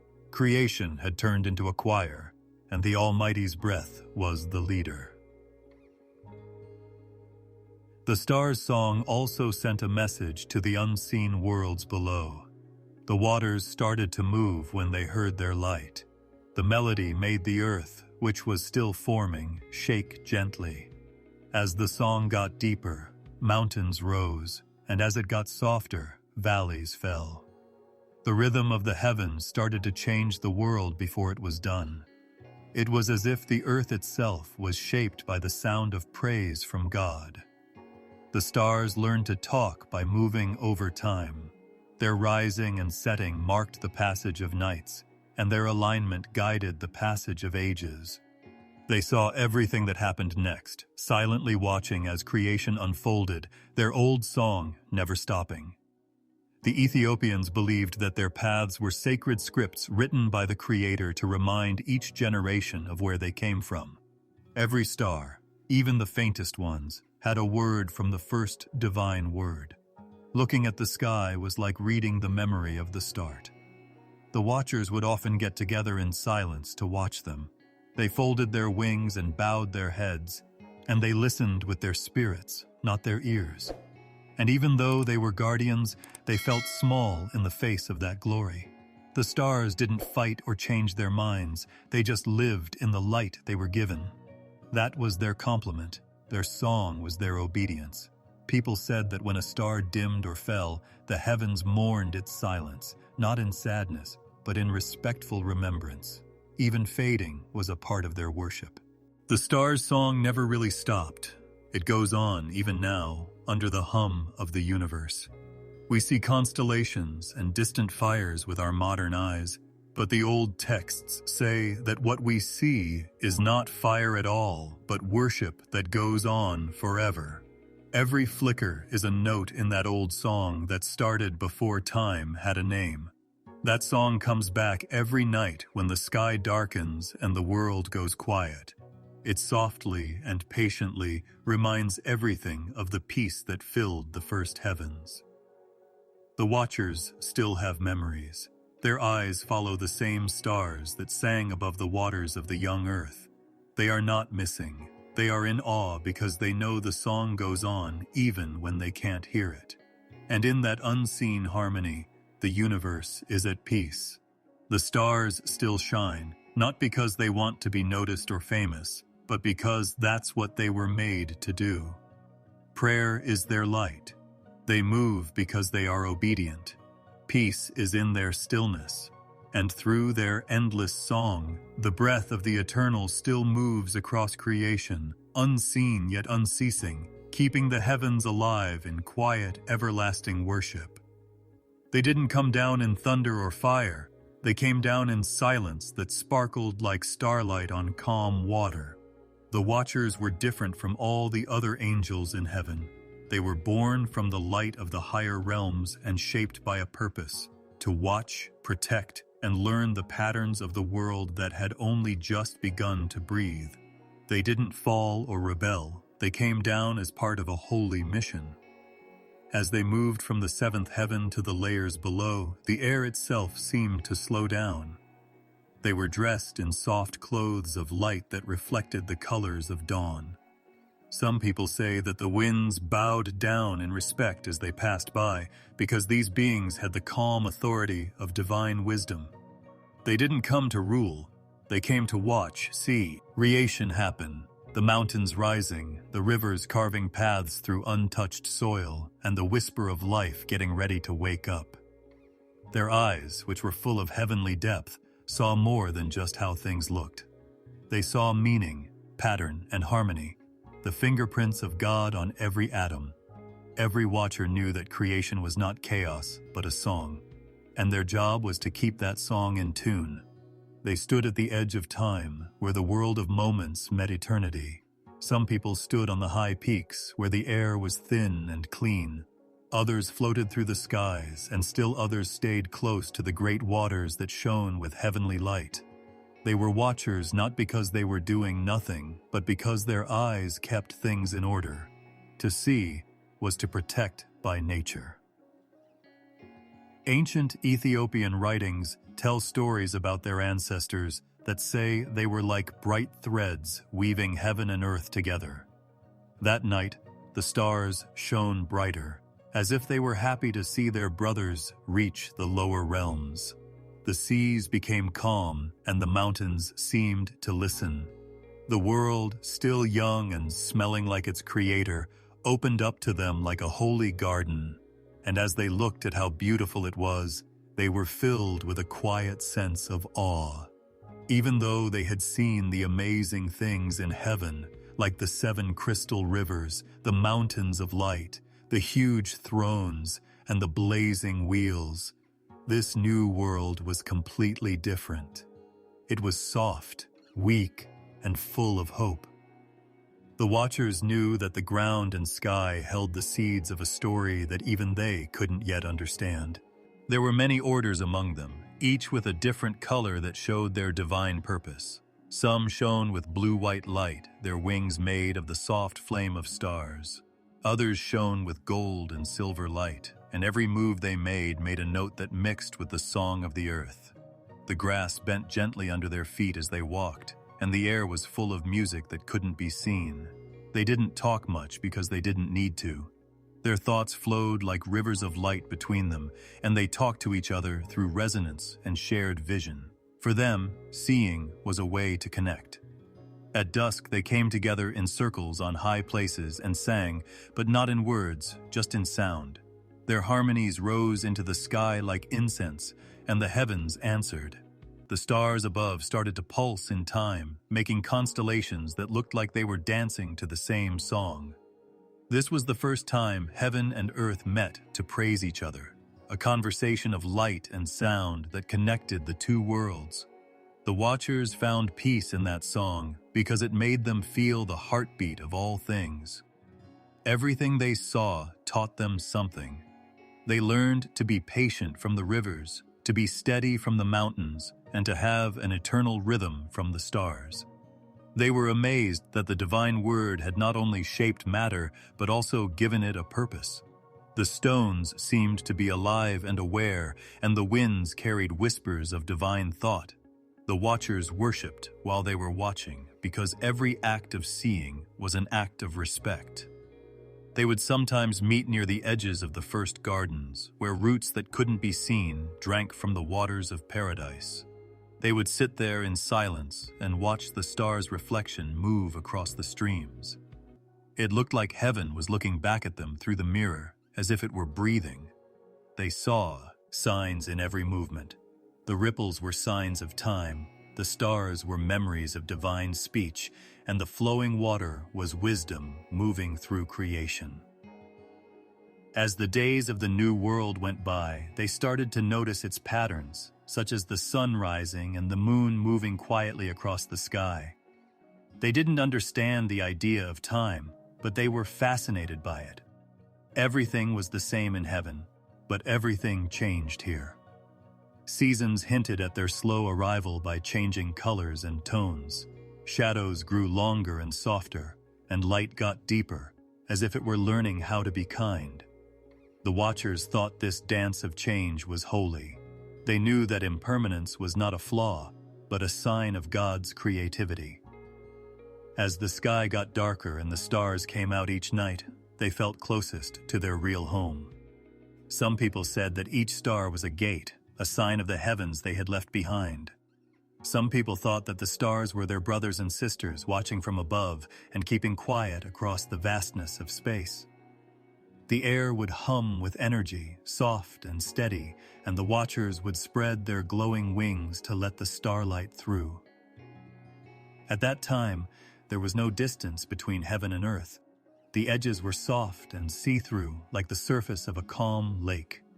The watchers saw a flowing ladder of light connecting every realm when they looked up. They didn't see separation. They were like living bridges between the seen and the unseen, the eternal and the temporary. They were the protectors of wonder, sent not to get in the way, but to keep creation in its divine rhythm. The texts say that even the winds knew they were there. The air shimmered with soft tones, like bells ringing in the distance across valleys. Animals that had just started to move in the new world stopped, sensing something bigger than themselves. As light passed over their leaves, the trees seemed to bend a little. The watchers never asked for worship, but it seemed like everything in the world knew who they were and saw them as a reflection of God's will. But their love for what they saw was both beautiful and heavy among all their other duties. They said that the longer they looked at the earth, the more they felt its rhythm enter their bodies. The balance between heaven and earth started to move something inside them, a gentle love for the world they saw. They saw purity in the rivers, beauty in the stars, and quiet strength in the wind's breath. Even though they were spirits of light and not affected by decay, they started to feel the pull of the world's beauty. But at this early hour of creation, it was a pure and peaceful admiration, free of desire or anger. They enjoyed watching because they saw the face of the Creator in the things they saw. The watchers stood with their wings folded like dawn's veils, their eyes reflecting both the light of heaven and the colors of the earth as they rose.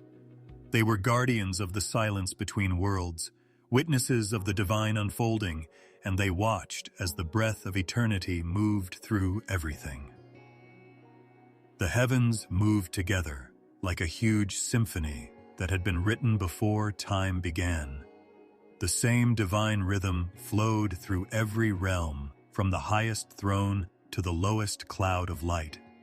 There was no fighting or stopping, only the flow of pure energy that came from the Creator's heart and filled every being with life. The angels knew this beat as their breath, their reason for being, and their song for all time. They didn't live for themselves. They were part of a bigger melody that connected all of creation. Every time they moved their wings, they sent waves of light through the sky that were soft and never-ending, echoing across the clear skies. The Ethiopian scriptures say that the heavens were built on harmony and that the 7 layers sang to each other. The first heaven was full of the smell of peace and had a soft white light that made it shine. The second one had a faint silver-blue glow, and the water reflected the movements of the higher realms. The third echoed with the voices of many beings who sang day and night, their songs rising like incense. The great glory shone brighter than 1,000 suns above them all, in the highest sanctuaries. It sent out waves of love that no mind could measure. The angelic hosts lived in this order, with each choir singing a different part of the eternal hymn. The seraphim were very devoted, and their 6 wings were full of flames that never went out. Cherubim moved with calm strength, protecting holy secrets. Their eyes were like jewels that could see beyond time. The thrones, huge and still like mountains of crystal, pulsed with soundless energy, making the pillars of divine will. The watchers, who were graceful and quiet, kept the balance of the universe. And above all of them, the archangels moved like shepherds of light, directing the flow of divine energy between worlds. Heaven didn't count days like we do on earth. Instead, time breathed. It wasn't a job to worship. It was life itself. Every time an angel moved, thought, or looked at something, it was praise. The skies got brighter when they spread their wings, and when they bowed their heads, the light turned to gold. Rivers of light flowed like living water all around, carrying the essence of divine wisdom through every level of the universe. The angels never got tired of this song. Its beauty never faded, and it changed in tone, but never lost its meaning. In the middle of all this peace were huge halls made of clear light. There, waves of sound moved through arches that looked like crystal seas. In perfect harmony, choirs sang in circles. Their harmonies were so perfect that you couldn't tell which voice was which. It was one sound, one being, and one will. The song was life. It kept the stars alive, fed the rivers of paradise, and even kept the balance of realms beyond the heavens that we can't see. Every order of angels had its own time in the divine rhythm. The seraphim sang the first notes when the morning light came up. Their voices were sharp and bright, like the dawn. The cherubim responded to the spreading light with deep, steady tones that kept the light in peace. After that, the thrones came. They sent out silent vibrations that moved through the structure of creation like waves that couldn't be seen. By nightfall, the archangels led the music down where it settled over the earth as soft, unseen blessings. And as the night settled down, the watchers looked up at the stars and let the quiet hum of celestial energy flow back to its source. In these places, light and sound were one and the same. The colors of heaven were like music you could see. Every beam of gold or violet was a note in the divine scale. When the great glory spoke, the heavens didn't hear words. They heard tones so deep that even silence came to life. The air itself sparkled with worship. The angels didn't need anything, weren't hungry, and weren't sad. What they praised kept them going, light fed them, and resonance clothed them. Seeing this harmony brought a peace that words can't describe. Not the peace of stillness, but the peace of movement so perfect that it looked still. Like air flowing through lungs, waves of energy flowed through every being, linking them in ways that were impossible to understand.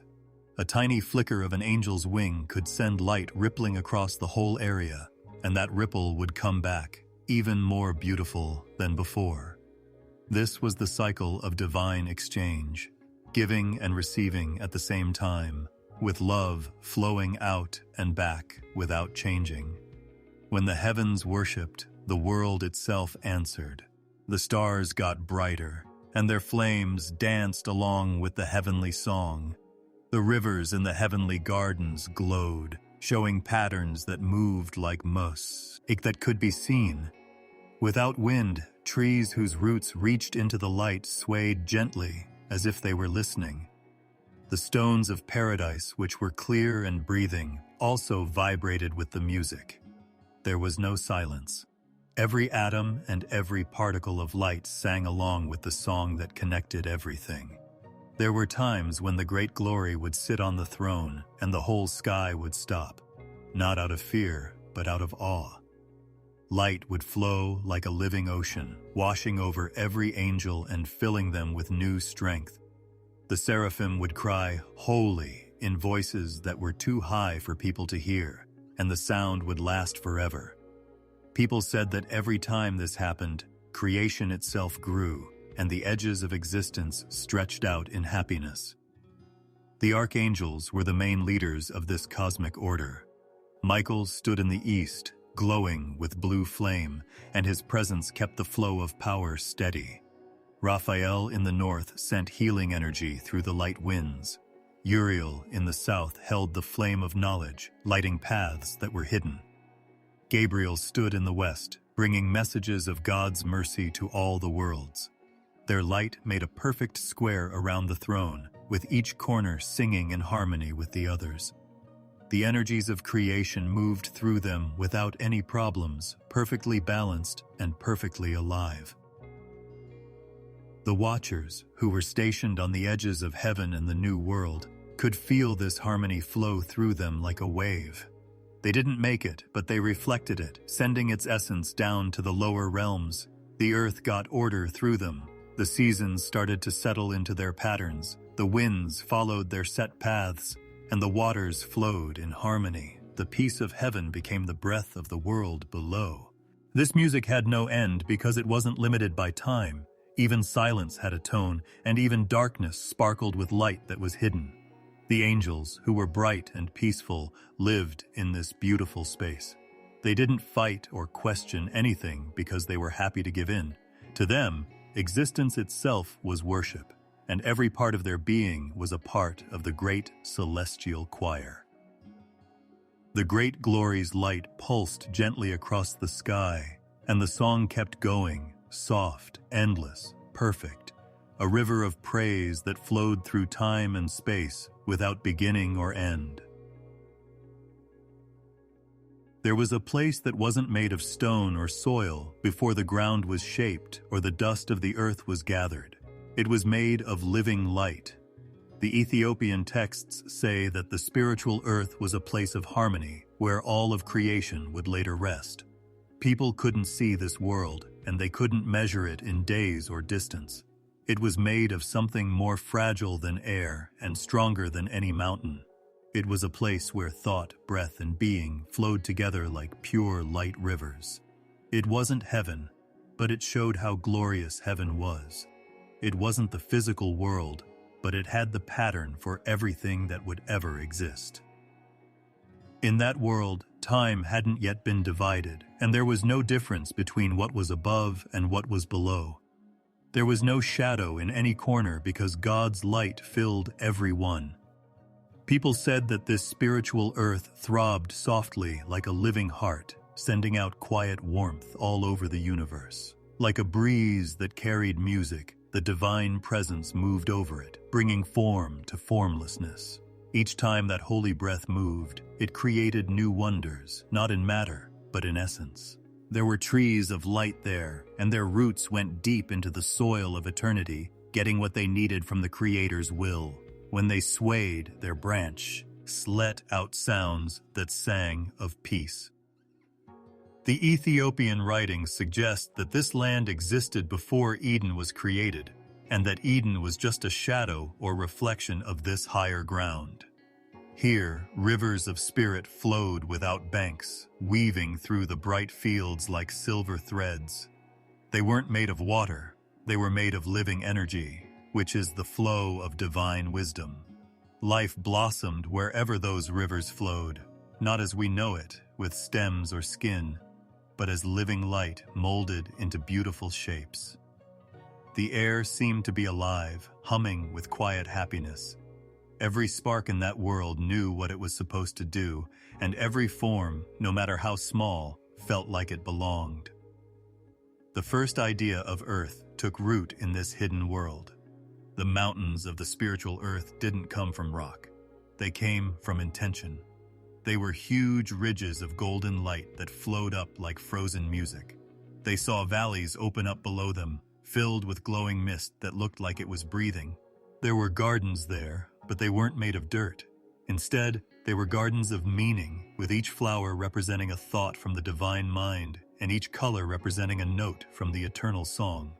Everything in that realm was perfect.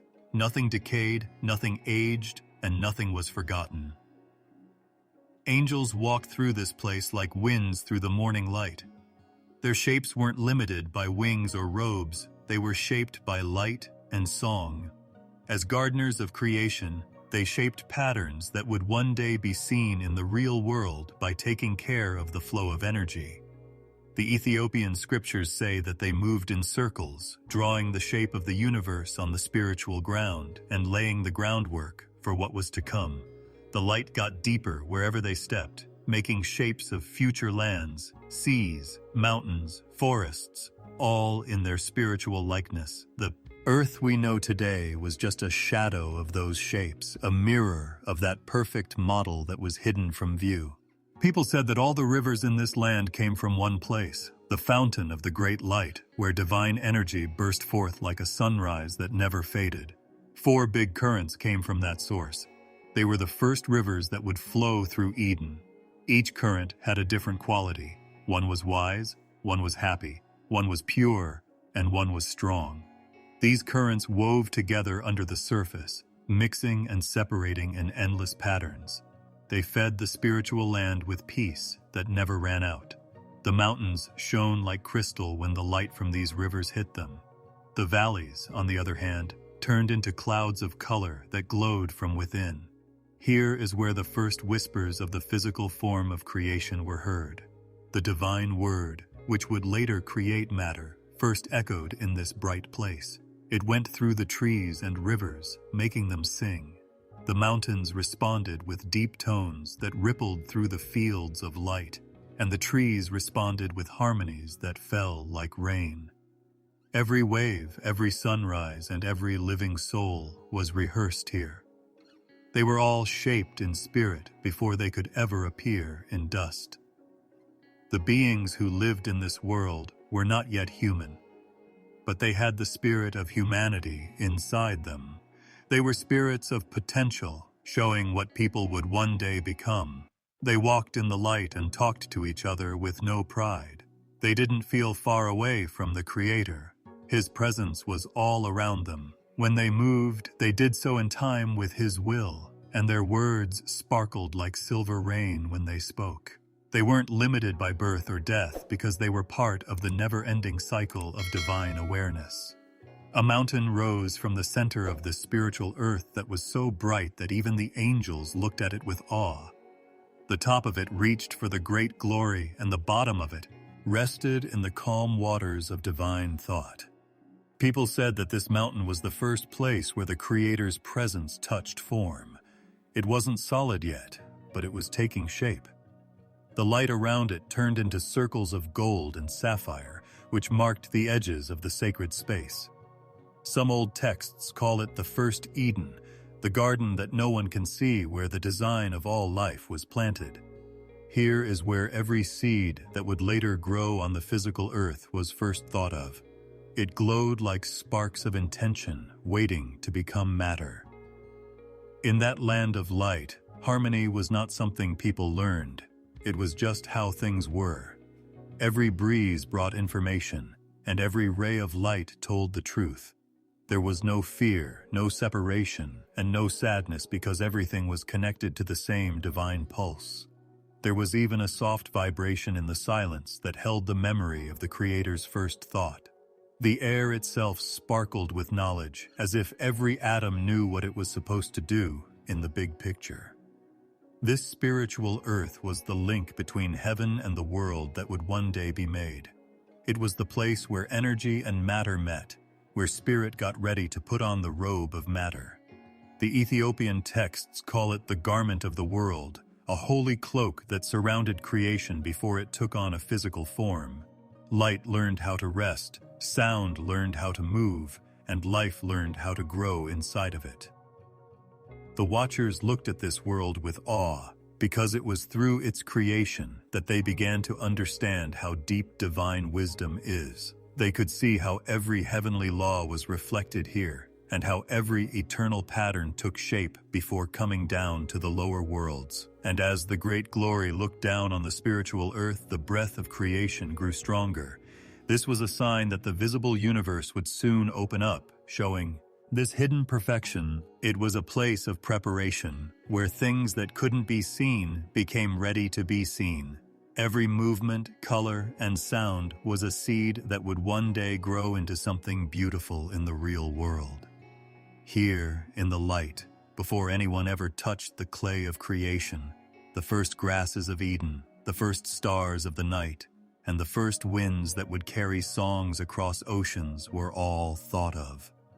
The spirit of the earth waited, calm and expectant, for the moment when the divine word would speak again and bring the visible world into being. The gentle light of that holy land shimmered under the gaze of the eternal. After the spiritual earth was shaped, the pulse of divine energy grew stronger, and new movements began to stir in creation in the stillness of dawn. The quiet that had always been there in the unseen world was now filled with a soft rhythm, like the heartbeat of a world getting ready to wake up. Light gathered in waves, and those waves became the shapes of things.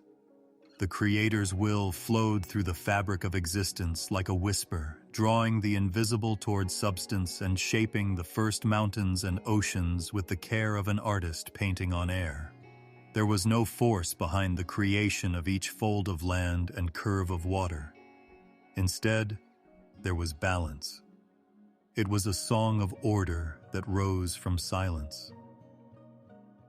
The first mountains rose from the spiritual earth's foundations, like thoughts coming together in divine awareness. They didn't explode with fire or violence. Instead, they slowly rose, glowing with a soft light as if the light itself wanted to reach the sky. These mountains were not like the ones we know today. They were alive and breathing with the rhythm of creation. Each one had a purpose and was linked to the higher heavens by invisible energy cords. The great glory's light hit their tops and bounced off them, sending warmth down to the worlds below that were forming. The Ethiopian writings talk about 7 holy mountains that were like huge pillars of divine balance that protected the harmony of creation. It was said that they were made before the stars were counted and before the moon started its first cycle. According to old texts, these mountains were not just beautiful places, they were the spiritual anchors of the universe, each one resonating with a different part of God's will. The first mountain sparkled like a sapphire, which stands for wisdom. The second one glowed like molten gold, which stood for mercy. The third one shone with a deep red light that stood for justice. The fourth one shone with emerald colors, which stood for hope. The fifth one shone with silver light, which is the color of purity. The sixth pulsed with soft amethyst, which held the secret of understanding. The seventh, the highest and brightest, was a mountain of light so pure that even the watchers bowed down in awe. It was the place where heaven and the forming world met. The land started to curve gently around these mountains, and big basins formed. The first waters were poured into these hollows by the Creator. They were clear as crystal and calm as still glass, not the salty seas we know today. They shone in the light of the divine breath like living mirrors that showed the heavens. When the light of God moved over them, colors danced in their depths. Blues, silvers, golds, and purples wove together like threads in a never-ending tapestry. These were the first oceans, and they were full of not only water, but also divine energy. They carried the sound of creation's first song. The waters flowed gently, following paths around the new mountains as if they were being guided by invisible hands. From their hearts, rivers flowed down slowly, splitting and coming back together to make the patterns that would later shape continents. The Ethiopian scriptures call this moment the breathing of the waters, which is a holy act when the spirit of life entered the flow of the world. The oceans were very big, but they weren't chaotic. Each wave had a purpose, and each current followed God's plan. They were like lungs for the earth as it was forming. They breathed out mist that rose to join the clouds and breathed in the tears of heaven that fell back as rain. The mists got thicker above the water, covering the tops of the 7 mountains with silver veils. The sky was still clear, and there was no thunder or lightning. The air was filled with a soft glow, and the mountains seemed to hum. People didn't hear this sound. They felt it in their spirits. It was a low vibration that brought peace. The angels who had seen heaven being made now saw the face of the earth being made. They stood on the higher ridges and looked down at the wide open space below them, their hearts filled with quiet awe. Every mountain became a place of meaning. The first one was like a river of light that taught everyone who came after it how to know what the Creator wanted. The second one shone with mercy, and its slopes were covered in soft golden mist that healed the hearts of the angels who passed by. The third shone red, a sign of divine justice that would one day be heard in the moral order of the universe. The fourth one pulsed with green light of hope, which meant that life would go on. The fifth one, which shone silver, was pure. No shadow could stay near it. The sixth mountain sang softly with understanding, and the stars could feel the deep tone. The seventh mountain was the tallest of all, a shining tower that reached all the way to heaven. The oceans below moved as the light played on the peaks. Great tides started to form because of the pull of divine rhythm. The mountains and the seas talked to each other in silence, exchanging energy like lovers who were perfectly in sync. The light from heaven was held by the mountains and bounced off the oceans. They made the first harmony of form in the world by bringing together solidity and fluidity, stillness and motion, both living in peace. According to Ethiopian traditions, a stream of living water flowed down from the top of the highest mountain. This river of light traveled through all 7 heavens before reaching the earth. It blessed the forming seas with breath, which made it possible for life to begin.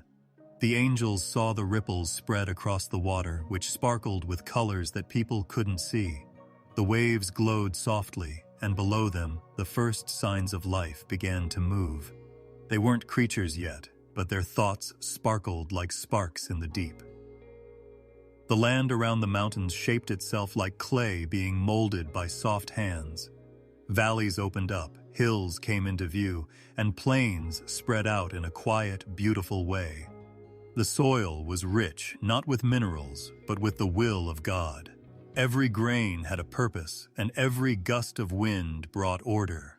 There was no wasteland or emptiness, only peace. The earth hummed with thanks, as if it knew it was born. The 7 mountains would always remember this moment.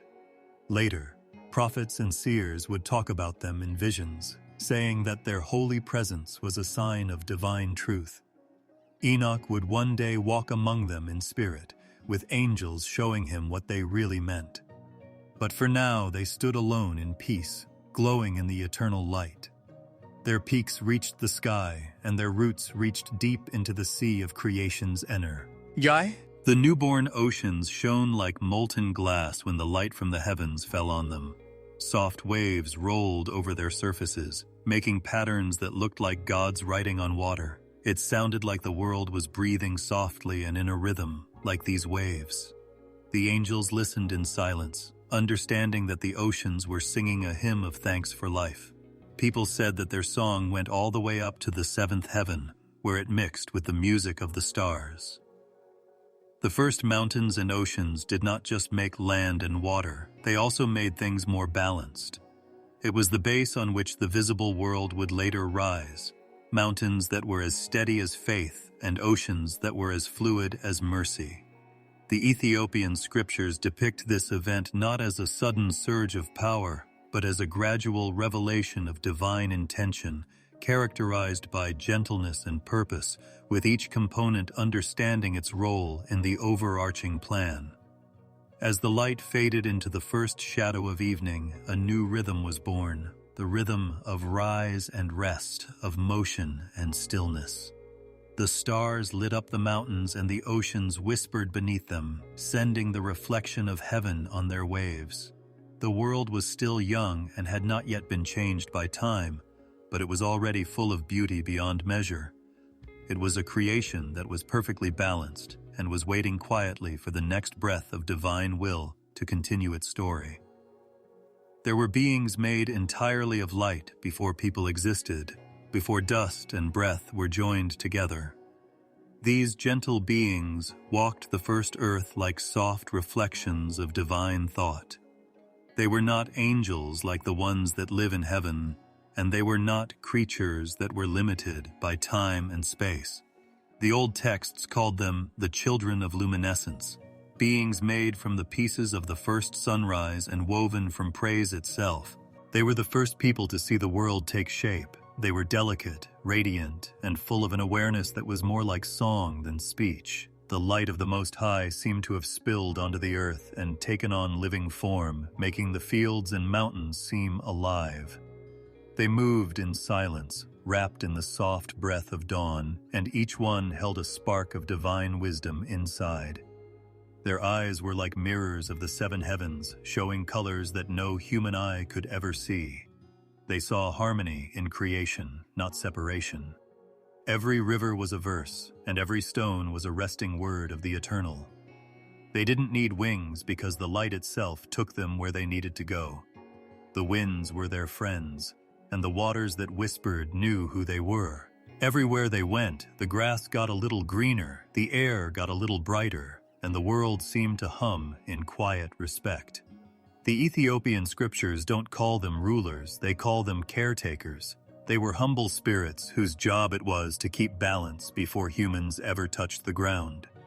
They took care of the first gardens, where every flower seemed to know how to praise. They sang to the waters so they would remember the sky. They stood on the tops of the new mountains, their glowing faces turned toward the heights they had come from but could not see. The word that had brought them to life pulsed softly inside them, a rhythm of life that never changed. They were only eternal when they obeyed, and they only existed as long as they reflected their Maker's light. They weren't proud because they didn't feel separate from the source. Each person's brilliance only made the other person's shine brighter, like stars coming together to make constellations. They didn't talk about names or ranks. They were just there, living echoes of God's will. It was like the morning itself came together to pray when they got together. Their voices came together to form an endless chord that rose through the air and shook the very foundations of creation. People said that this song was the first blessing spoken over the earth, making it holy before night and shadow came. The Watchers, who were up in the higher realms, often looked down on these beings with awe. Some old texts say that the Watchers learned from them how to be gentle, how to be perfectly quiet, and how to praise without trying. The children of luminescence did not need rules or orders. Their worship was their nature. To live in harmony meant to follow the rules. They showed the peace that heaven wanted for earth, a peace that was whole and not broken. When the sea didn't know where it ended and the sky was still soft as silk, these beings walked between the waters and the sky. The waves didn't move when they touched them. They moved like they were made of the same air that carried light across the deep. Some people stood on the edges of the great oceans and drew invisible symbols in the fog. These marks would later help shape coastlines and islands. Others stayed in the valleys, whispering to seeds that were buried in the ground and blessing them before they bloomed for the first time. Every move they made was a silent prayer, and every action was a continuation of the first melody of creation. The mountains knew they were there. People say that echoes of their hymn can still be heard in the quiet of snow and stone. The memory of them seems closest in the calm before the sun rises. Hen, the light first touches the peaks. It's as if they are still watching, unseen, waiting for the earth to return to that early peace. The oceans also remember their touch. Some people say that when the moonlight shakes the waves, it is because those bright beings are moving again below the surface, remembering what once was. They didn't need to rest, and they weren't hungry or thirsty. The light of the great glory fed them, and its glow flowed through them like a soft fire. But even when they were perfect, they knew how to be humble. They bowed down to the Creator every morning and every evening, even though the sun hadn't fully learned its path yet. They gave their brilliance back to its source because they knew that light that stays by itself gets dimmer. They weren't humble because they had to be. They were happy. They thought that every breath of creation was a reason to kneel in awe.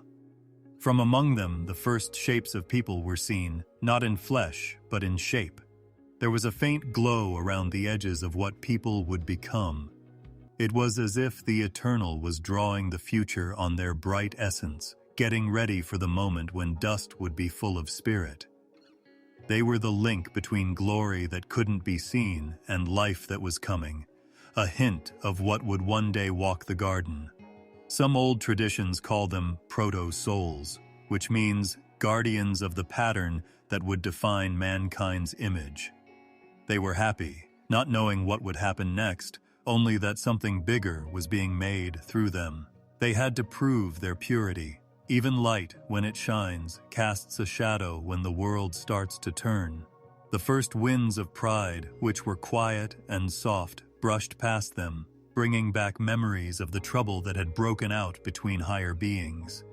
Some people felt a faint urge to understand their own beauty and look at themselves instead of the source. But the great song of unity brought them back every time, wrapping them in harmony and making them forget about themselves. Their togetherness saved them. Their power came from giving up. Their presence made every corner of the spiritual earth holy in its deep silence. The invisible world learned to be still through them, and the visible world found its shape. They were the first to teach creation how to love. Every color that later painted the sky and every tone that gave voice to birds and rivers came from their silent worship. They didn't know what sin was or what fear was. All they knew was the endless flow of divine light through them. When the Word of God looked at them, it was said that even heaven stopped. The light inside them wasn't theirs, but it was so bright that it seemed to sing.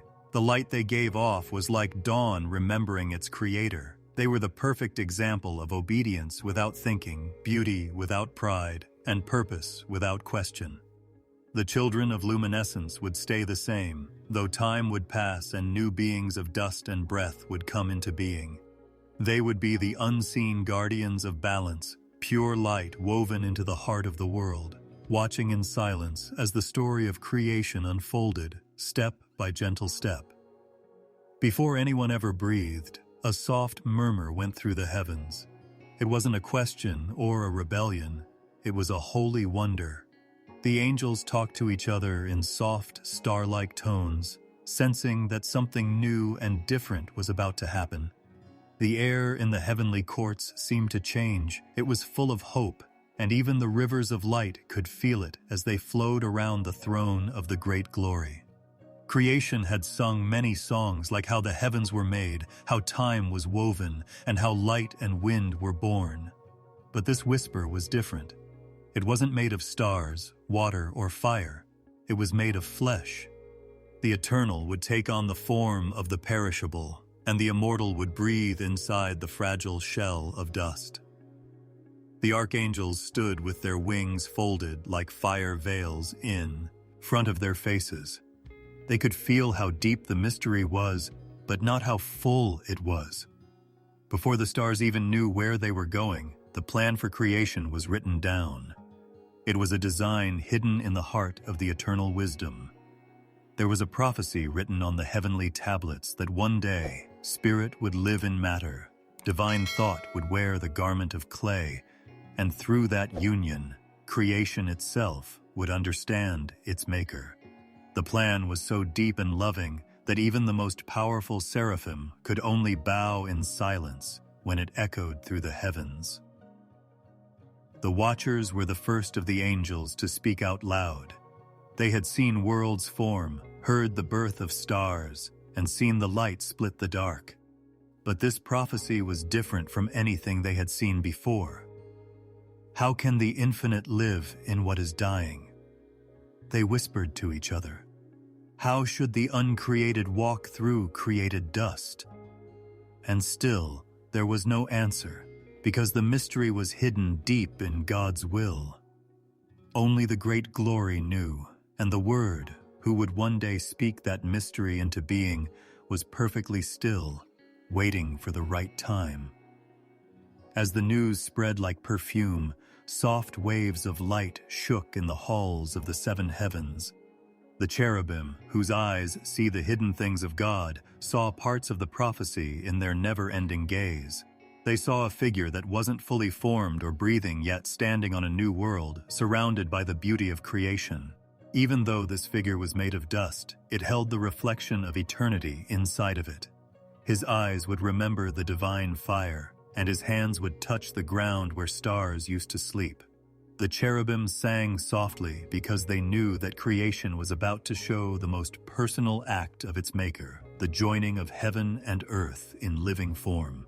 The seraphim flew around the throne, and their voices made a hymn that shook the air. The flames that surrounded them all seemed to lean toward the center, where the voice of the Eternal spoke in a voice like wind through crystal. Let there be a vessel for my breath.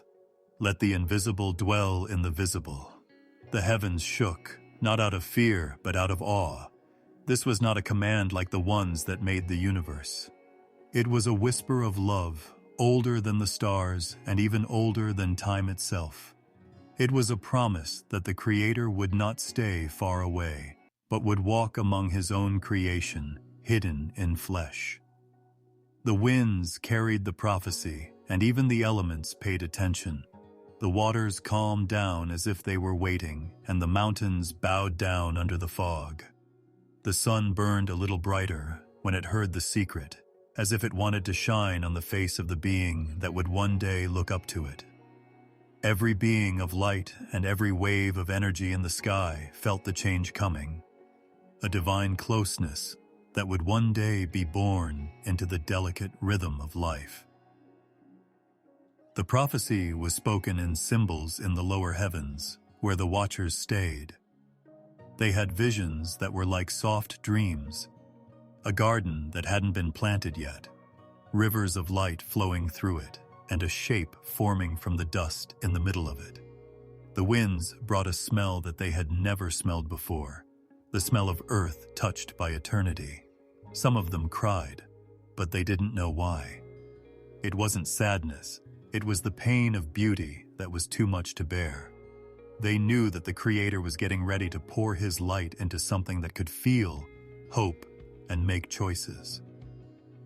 A new place began to glow among the thrones that had been set up before the world began. It wasn't for an angel or a spirit of flame, it was for something that was yet to come. It shimmered softly, as if all of heaven was holding its breath. The angels didn't know everything that was going to happen, but they sang anyway. Their songs mixed with the hum of creation itself. Their music traveled through the seven heavens and down to the spiritual earth below, where the children of luminescence raised their glowing faces in awe. Even they, who were made of light, felt small knowing that soon light itself would be hidden inside living clay. The Ethiopian writings call this moment the silent promise, when creation stopped between spirit and flesh. The voice that had made galaxies did not shout this order. It whispered it with love. People said that the whisper went through every realm and left marks of its meaning in the very structure of creation. In the dance of atoms, the swirl of stars, and the rhythm of tides, you could feel the faint pulse of the coming body. The Archangel Michael looked at the bright throne in the higher heavens and bowed deeply. He felt a deep respect in his heart as he realized how important what was being said was. "The Eternal shall dwell among His creation," he said softly, "and the dust shall bear His image." Gabriel, who was standing next to him, looked up in awe. "Then every breath on earth will echo the breath of the Most High," he whispered. His wings shook like silver flame. The two stood still, their voices joining in a single note of praise that echoed through time. But not all of the hosts were quiet in awe. Some of the people in the far-off orders hesitated, not out of defiance but out of confusion. They couldn't understand how the perfect, untouchable divine light could cover itself with something so weak. Will flesh not rot? What do they think?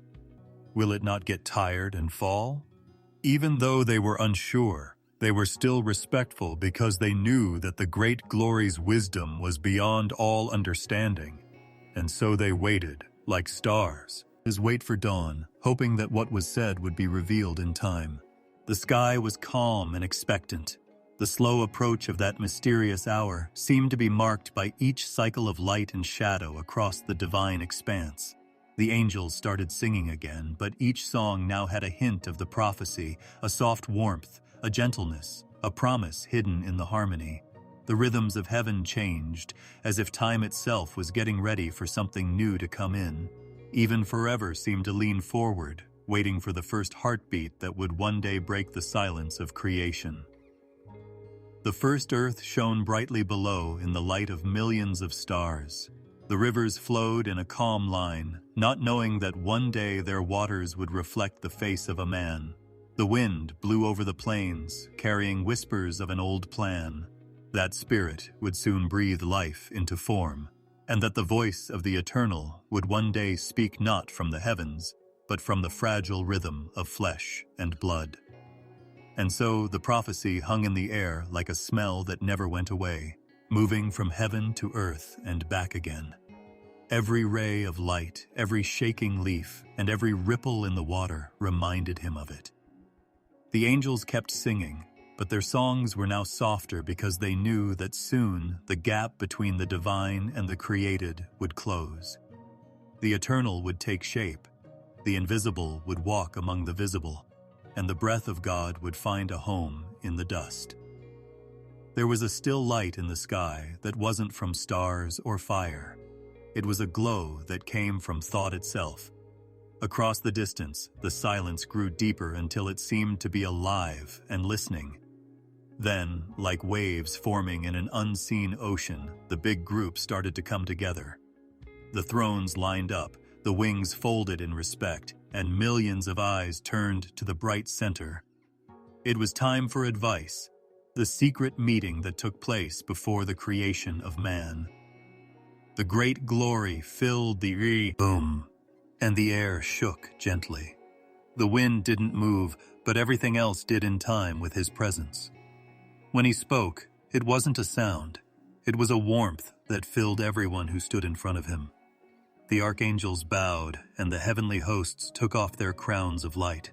The Eternal spoke, and his words flowed through the quiet like golden threads. I built the pillars of the earth and stretched out the heavens before the earth was made. The winds know where they can go, and the waters obey me. There is still one thing left to do, one vessel through which my breath will speak. A soft sound, like the sound of leaves rustling, moved through the crowd. Michael raised his head, and his armor shone like calm lightning. He said in a respectful voice, "O Lord of the heavens, you have made wonders beyond counting, fire that dances, water that sings, and stars that rejoice. What container could hold your breath?" The light of the Eternal grew, soft but never-ending. The voice said, "Not a star, not a flame, not a creature of spirit. A being of clay and light, born from the earth but crowned with my likeness. He will walk on the ground and look up at the sky, and both dust and eternity will live in him." The group bowed deeply, but there was a quiet awe among them. The thought of the divine entering matter and the invisible becoming visible filled every heart with wonder. Gabriel stepped forward and said softly, "Will this being know your voice as we do, O Most High?" His face was full of peace. "Will he walk in front of you, even though he is mortal?" The Eternal said, "He shall know me, but not as you know me in glory, but in mystery. My breath will live in him, and he will carry my image, even though it is covered by flesh. He will have will, and in his freedom will be the beauty and sadness of choice. But even in his fall, my plan will stay the same because, through his line, redemption will flow." The sky was quiet again. The cherubim who protected the hidden tablets of wisdom opened their wings, showing flashes of divine writing written in light. The words of the eternal purpose were written on those tablets. This was a secret known before time. Love would create, and love would save. After that, Raphael, the healer of the realms, bowed low and spoke in a soft voice of respect. "If this being lives in both light and dust, then his nature will also have a shadow of weakness. He will be hungry, thirsty, and forget. Lord, will there be help for him?" The great glory looked at Raphael, and warmth spread through the rooms like sunlight on still water. "Yes," he said, "I will send my messengers to walk among them, unseen but close by.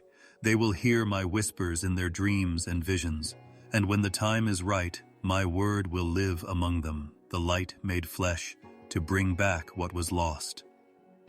A breath of awe went through the ranks of heaven. The watchers who stood on the edges of the sky bowed deeply, and their eyes shone with tears of respect. The mystery was too big for words, but their hearts sang with quiet praise. Then a voice came from the thrones that sounded like wind far away. It didn't sound like a challenge, but like someone thinking. Uriel, the guardian of heavenly secrets, stepped forward, his face calm as the night. He said softly, "O Lord, you talk about creation as a melody of grace, but where there is will, there will also be discord. Should we, the watchers of heaven, be sent to help him find his way when he is lost?" The Eternal said, "You will watch, but not give orders. This creation must learn to love without being forced to. The song of life won't be perfect, but even its broken notes will fit with my plan. I will walk with them in the cool of their days, unseen but close by. My spirit will be with those who seek my name, and even when the stars fade, my purpose will not end. The seraphim began to hum softly around the throne, singing a hymn that was older than the world's. Their song was like light and sound mixed together, with just the right amount of happiness and sadness. Every note felt like the dawn that lasts forever. Michael bowed again, and his eyes shone like a clear flame. Then let your will be done, O Lord of creation. Say something, and the earth will show you your face. Give the clay air, and it will live. The Eternal raised his hand, and the sky lit up with the pulse of divine will. Let there be agreement in heaven before I breathe, he said.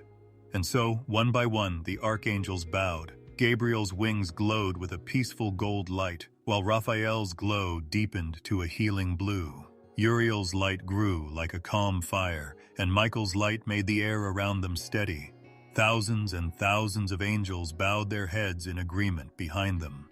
Their wings made a soft, rhythmic, and never-ending sound that filled the space like the heartbeat of creation itself.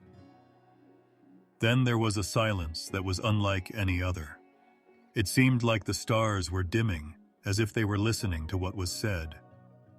The Eternal spoke again, and his voice was softer than light. The foundations are ready. The rivers move. The sky is happy. The earth needs to know my breath now.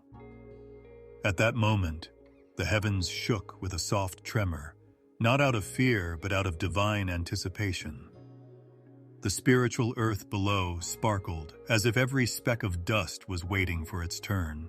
A wind began to blow, but it wasn't a natural one. It was the first movement of life, which was invisible and pure. Gabriel shut his eyes and said softly to Michael, "Do you feel it? The spirit moves." Michael nodded slowly. "The breath of God is close. The clay will wake up soon." Many angels looked down at the world below from all sides. They saw valleys and rivers forming, mountains that were still, and the shimmering reflection of heaven on the seas. The divine breath had not yet touched the dust, but creation already seemed to know it was coming. Everything was getting ready for the holy act to come. Once more, the great glory raised his hand, and the voice of eternity softly echoed through all of existence. Let everything that is hidden come to light. Let what is hidden become clear. Let the vessel of my image rise from the earth. The archangels stopped talking and folded their wings over their hearts. The cherubim lowered their fiery eyes, and the seraphim held their breath in awe. Every realm, from the highest heaven to the deepest depths, waited. And in that space between forever and now, the advice was finished. Everyone and everything in creation stopped what they were doing and listened for the first breath that would bring the dust to life. The ground was quiet, like water that hadn't been disturbed, and it looked like something was about to wake up. The winds didn't make any noise on the newly born earth. They just carried the warmth of God's presence moving through the air. There was a shape on the ground that wasn't alive yet, but it was already holy. It was the picture of what had been talked about in the secret council of heaven, a vessel of clay that had been shaped with great care. His eyes were closed, and his limbs weren't moving, but every part of him seemed to be waiting for something more than breath, the Spirit itself. Above that holy ground, light moved like a slow dawn.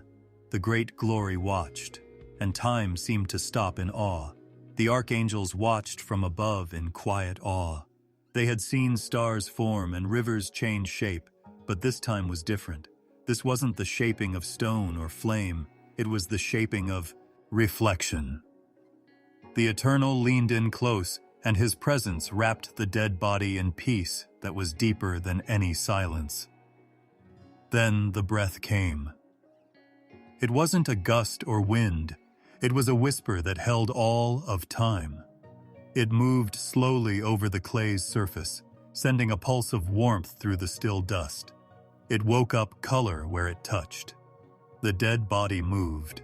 The quiet shook, not with sound, but with life that could only be felt, not seen. The breath came in through the nose and flowed like light under the surface, filling the shape with something that was both invisible and eternal. When the first man opened his eyes, the sky got brighter.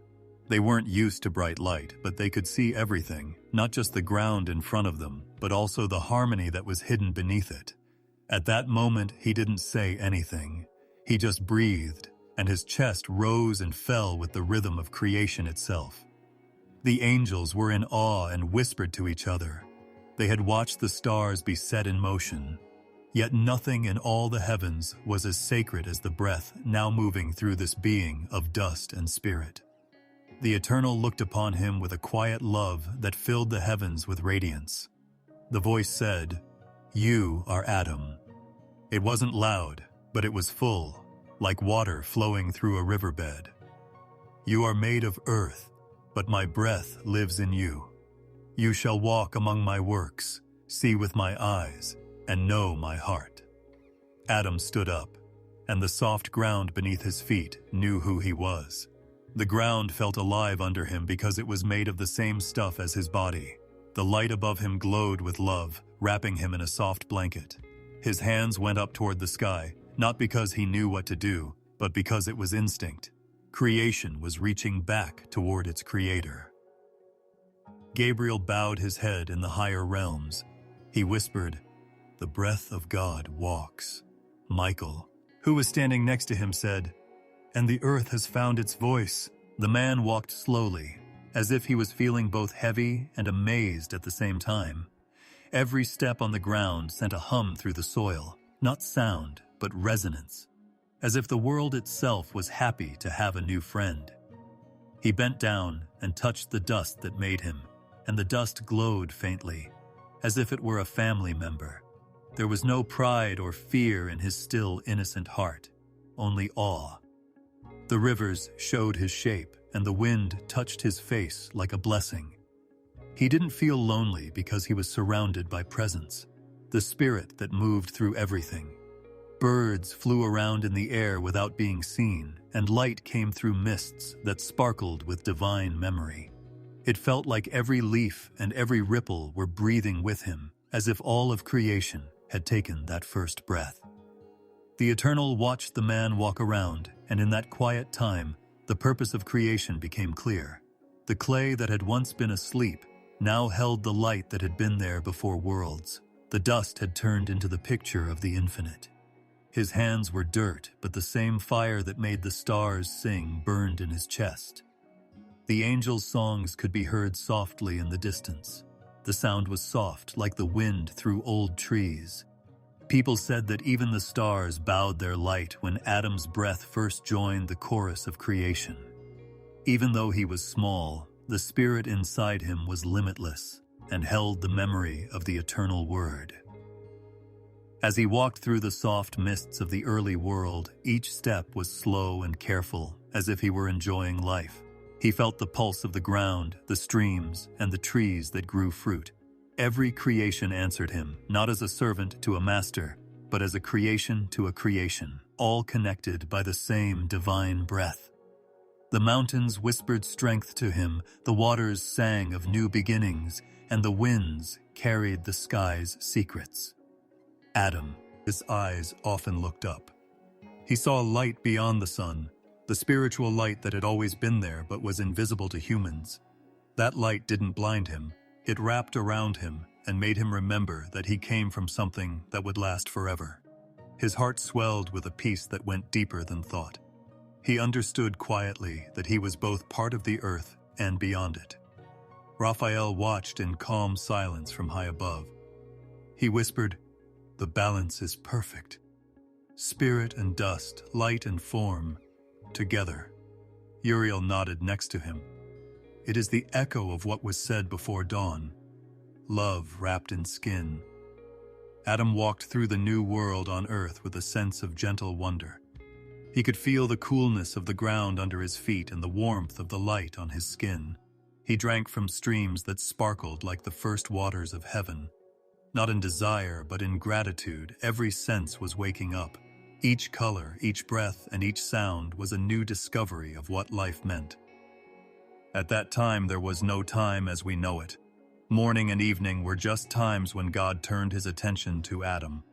Adam lived in harmony with God in this timeless rhythm. He didn't yet know how heavy words were, but his heart was always talking to him in silence. This was a conversation between creation and creator that didn't end. The Ethiopian writings say that the first breath that Adam took was not just life, but also remembrance, the knowledge of the divine pattern from which everything came. There was a trace of wisdom in him that was older than the earth, a spark that could feel both harmony and discord. His creation was a gift and a burden because it had to carry both knowledge and choice. The Eternal looked at him again, and a calm river of light surrounded Adam. The voice said, "Take a breath, my son, for in your breath is my name." And he breathed in a long, slow, steady way. The same rhythm that had once moved over the shapeless deep now lived inside of him. The pulse of life that moved the heavens now filled the chest of a man made of dirt. He was no longer just a body. He was a community. Every breath in and out was like the first act of creation, with God's breath going back to God over and over again. The archangels watched, and their eyes grew soft with awe. They saw that this simple figure of clay held something that even the stars could not hold, the reflection of divine love woven into human flesh. The garden hadn't been planted yet, and the rivers hadn't split into 4 streams yet. But the earth already had a heart that beat in time with the heavens. The first man stood still in the early light, not knowing what the future would hold or how sad it would make him. He only knew the peace of being alive, the stillness between breaths and thoughts, where only the Creator's presence remained. Not the fierce blaze of the sun, but a soft glow that warmed the soil and promised good things began to rise from the stillness of the newborn earth. The Eternal breathed again where Adam stood on holy ground, and life started to grow around him. The dry areas became softer, the empty spaces shook with light, and a gentle mist rose from the ground. It was as if the earth itself breathed out, giving up its hidden treasures in a respectful way to the Creator's will.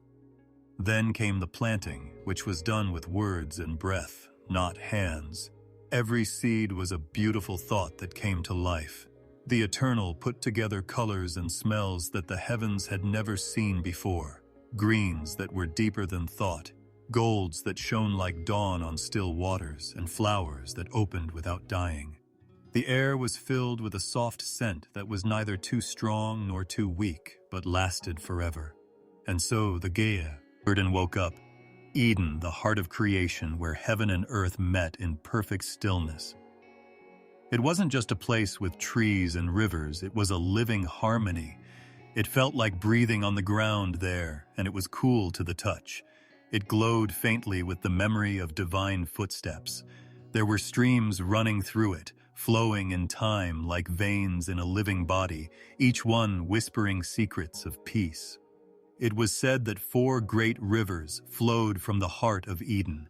The names would later be heard in the ancient languages of men, but at first they sounded like songs, not words. They moved all over the land, bringing life to every part of the world. The Ethiopian texts say that Eden was not in some faraway place that couldn't be reached, but on the earth itself, in a place between the realms where God's breath still touched the soil. It was said to be where the big rivers met, close to the rising lands of the east, where the sun first rose. The Eternal's light never faded there, because it wasn't the sun that gave it life. It was the glory of his presence. There was an energy in the air that you couldn't see, and even silence felt alive. The trees were like living pillars, tall and graceful, with leaves that whispered in languages older than man. The tree of life stood among them, bright and calm, with its roots deep in the wellspring of creation. The fruit glowed softly, and each one held the reflection of the divine flame. It wasn't burning, but it was pure. Beside it, but separate from it, grew the tree of knowledge. Its branches were heavy and quiet, holding the mystery of choice. The two were like mirrors of fate, built into the heart of Eden's plan.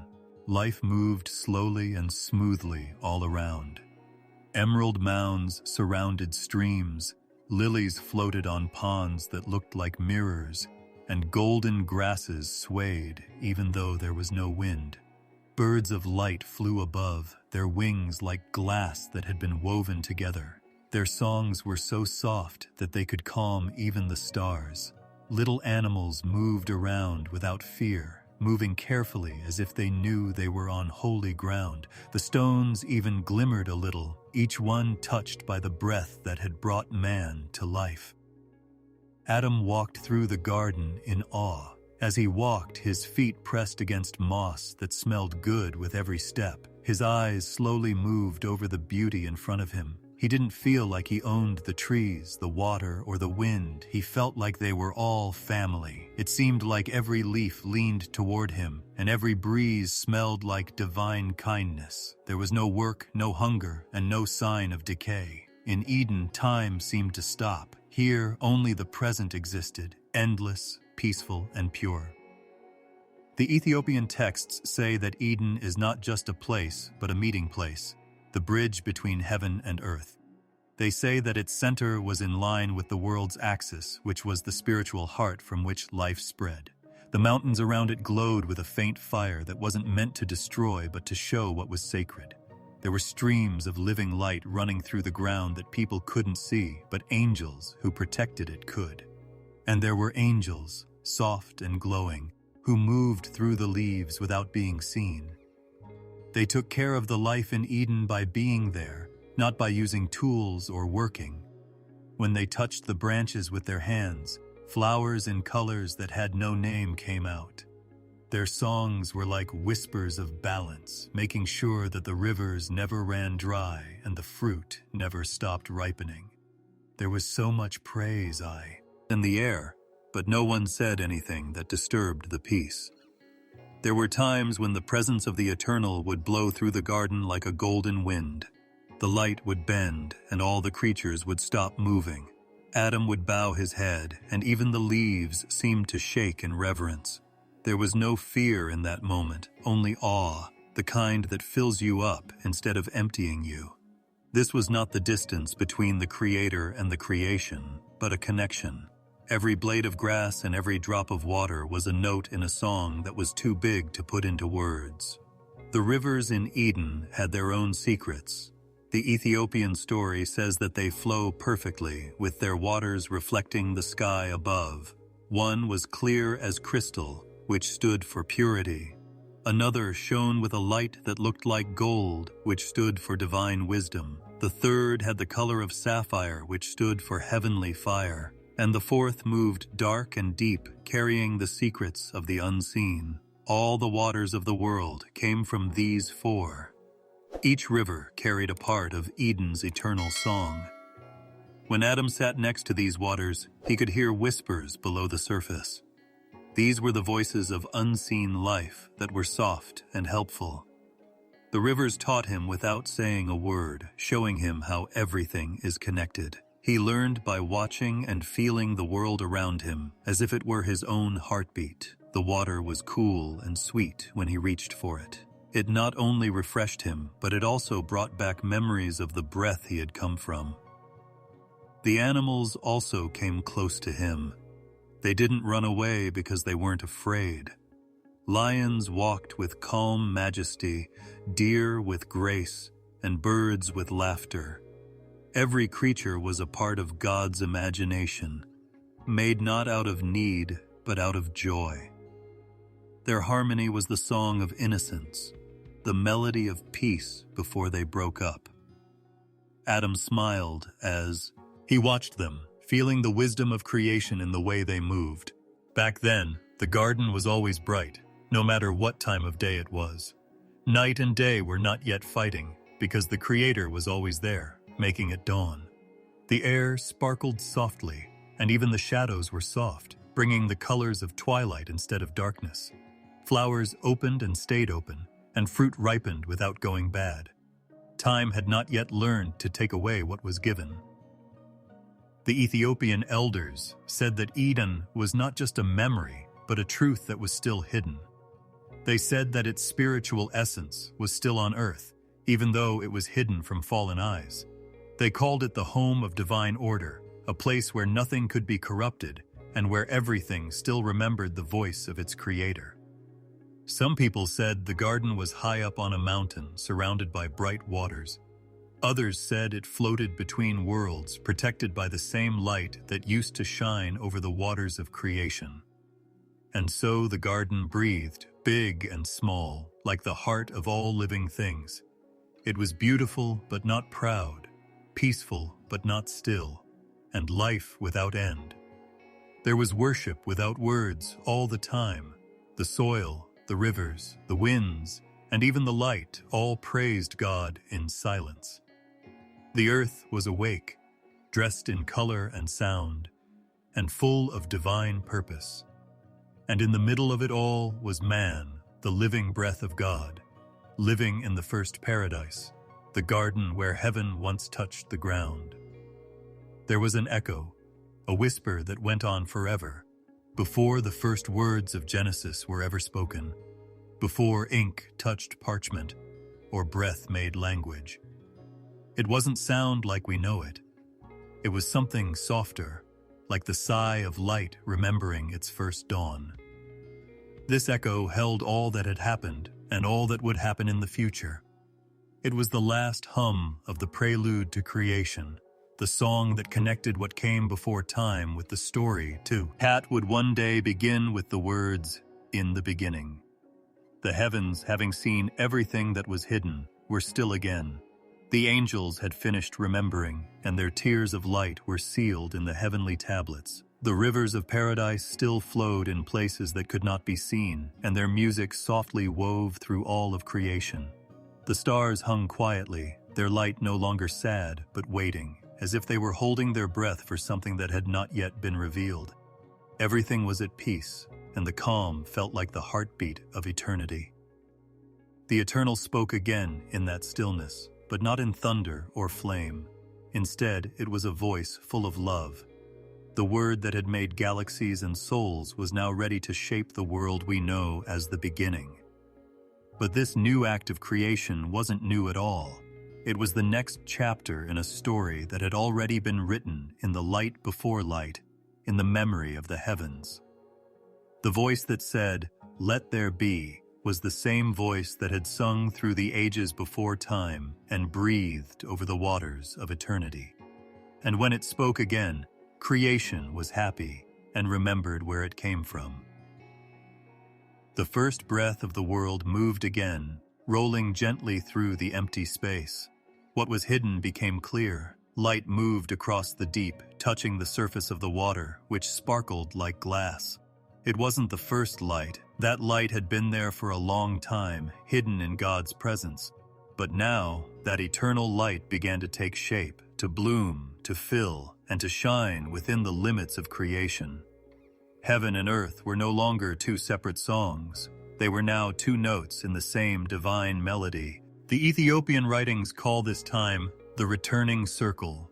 It was when things that had been hidden became clear again, when spirit took on matter, and when things that had been quiet began to speak. It was as if the Eternal had drawn a perfect circle around everything that exists, with its beginning meeting its beginning and its end melting into its dawn. The breath of the Word connected the heavens above and the earth below, and time began to move in time with the divine heart. All the knowledge that had been waiting, all the patterns written in the scroll of eternal wisdom, finally came to life. The seasons woke up, the stars took their places, and the waters learned how to flow. But in this order, there was no movement, only music. Creation was never a machine. It was a song sung by God. The mountains moved with the rhythm of the rivers, and the wind danced to the unseen pulse of the Creator's Spirit. The seven heavens, now shining in perfect harmony, watched as the earth below began to come to life. The angels sang again, but this time not with the sharp brightness of victory, but with peace. Their song was low, never-ending, and full, like a lullaby that brought back memories of every dawn that had ever been. They knew that the story was one long, unbroken breath, even though it was starting over. Light and shadow met again at the center of creation, not as enemies, but as friends who help keep things in balance. The heavens knew that both were needed for beauty to exist. The stars' brilliance could only be seen through the veil of night. The Creator, in His infinite wisdom, let both live together, creating the sacred dance that would keep the universe going. From that union came time, the slow change from day to night, from joy to sorrow, from silence to song. It was all part of the same divine flow. The watchers who had once watched the world's form looked at the new earth with awe. In every leaf, every ripple, and every spark of light, they saw the echo of eternity. They now knew that even the tiniest speck of dust held a piece of the eternal, the same power that had been there before creation in the quiet. Because everything came from that first thought of love, everything was sacred. And in the quiet of heaven, the great glory looked down on what had been made, and the heavens glowed softly in His smile. The story of the world before Genesis was not forgotten. It was the unseen root from which all life would grow and the foundation of all things. Every act of kindness, every spark of faith, and every moment of awe would have come from that quiet beginning, that breath before beginnings. Soon, the first words of Genesis would be spoken, and they would echo through time. In the beginning, God made the heavens and the earth. But those words weren't the beginning of the story. They were the end of a song that had always been there. The angels knew it, the stars remembered it, and even the winds still carried a faint echo of it. And if you listen closely, even now, through all the noise of the world and under the surface of time, you can still hear that same echo. It sounds like a heartbeat going through the universe, reminding everything that there was peace before there was time. There was love before there was light. And before Genesis, there was the eternal. He waited, watched, and softly told His creation, "Be still. You came from light, and you will return to light." In that truth, the circle is complete. The quiet meeting of the beginning and the end, heaven and earth, the Creator and the creation. And as that circle shines with endless harmony, all of life breathes as one, resting in the peace that has no dawn or dusk, only the light of God that never fades.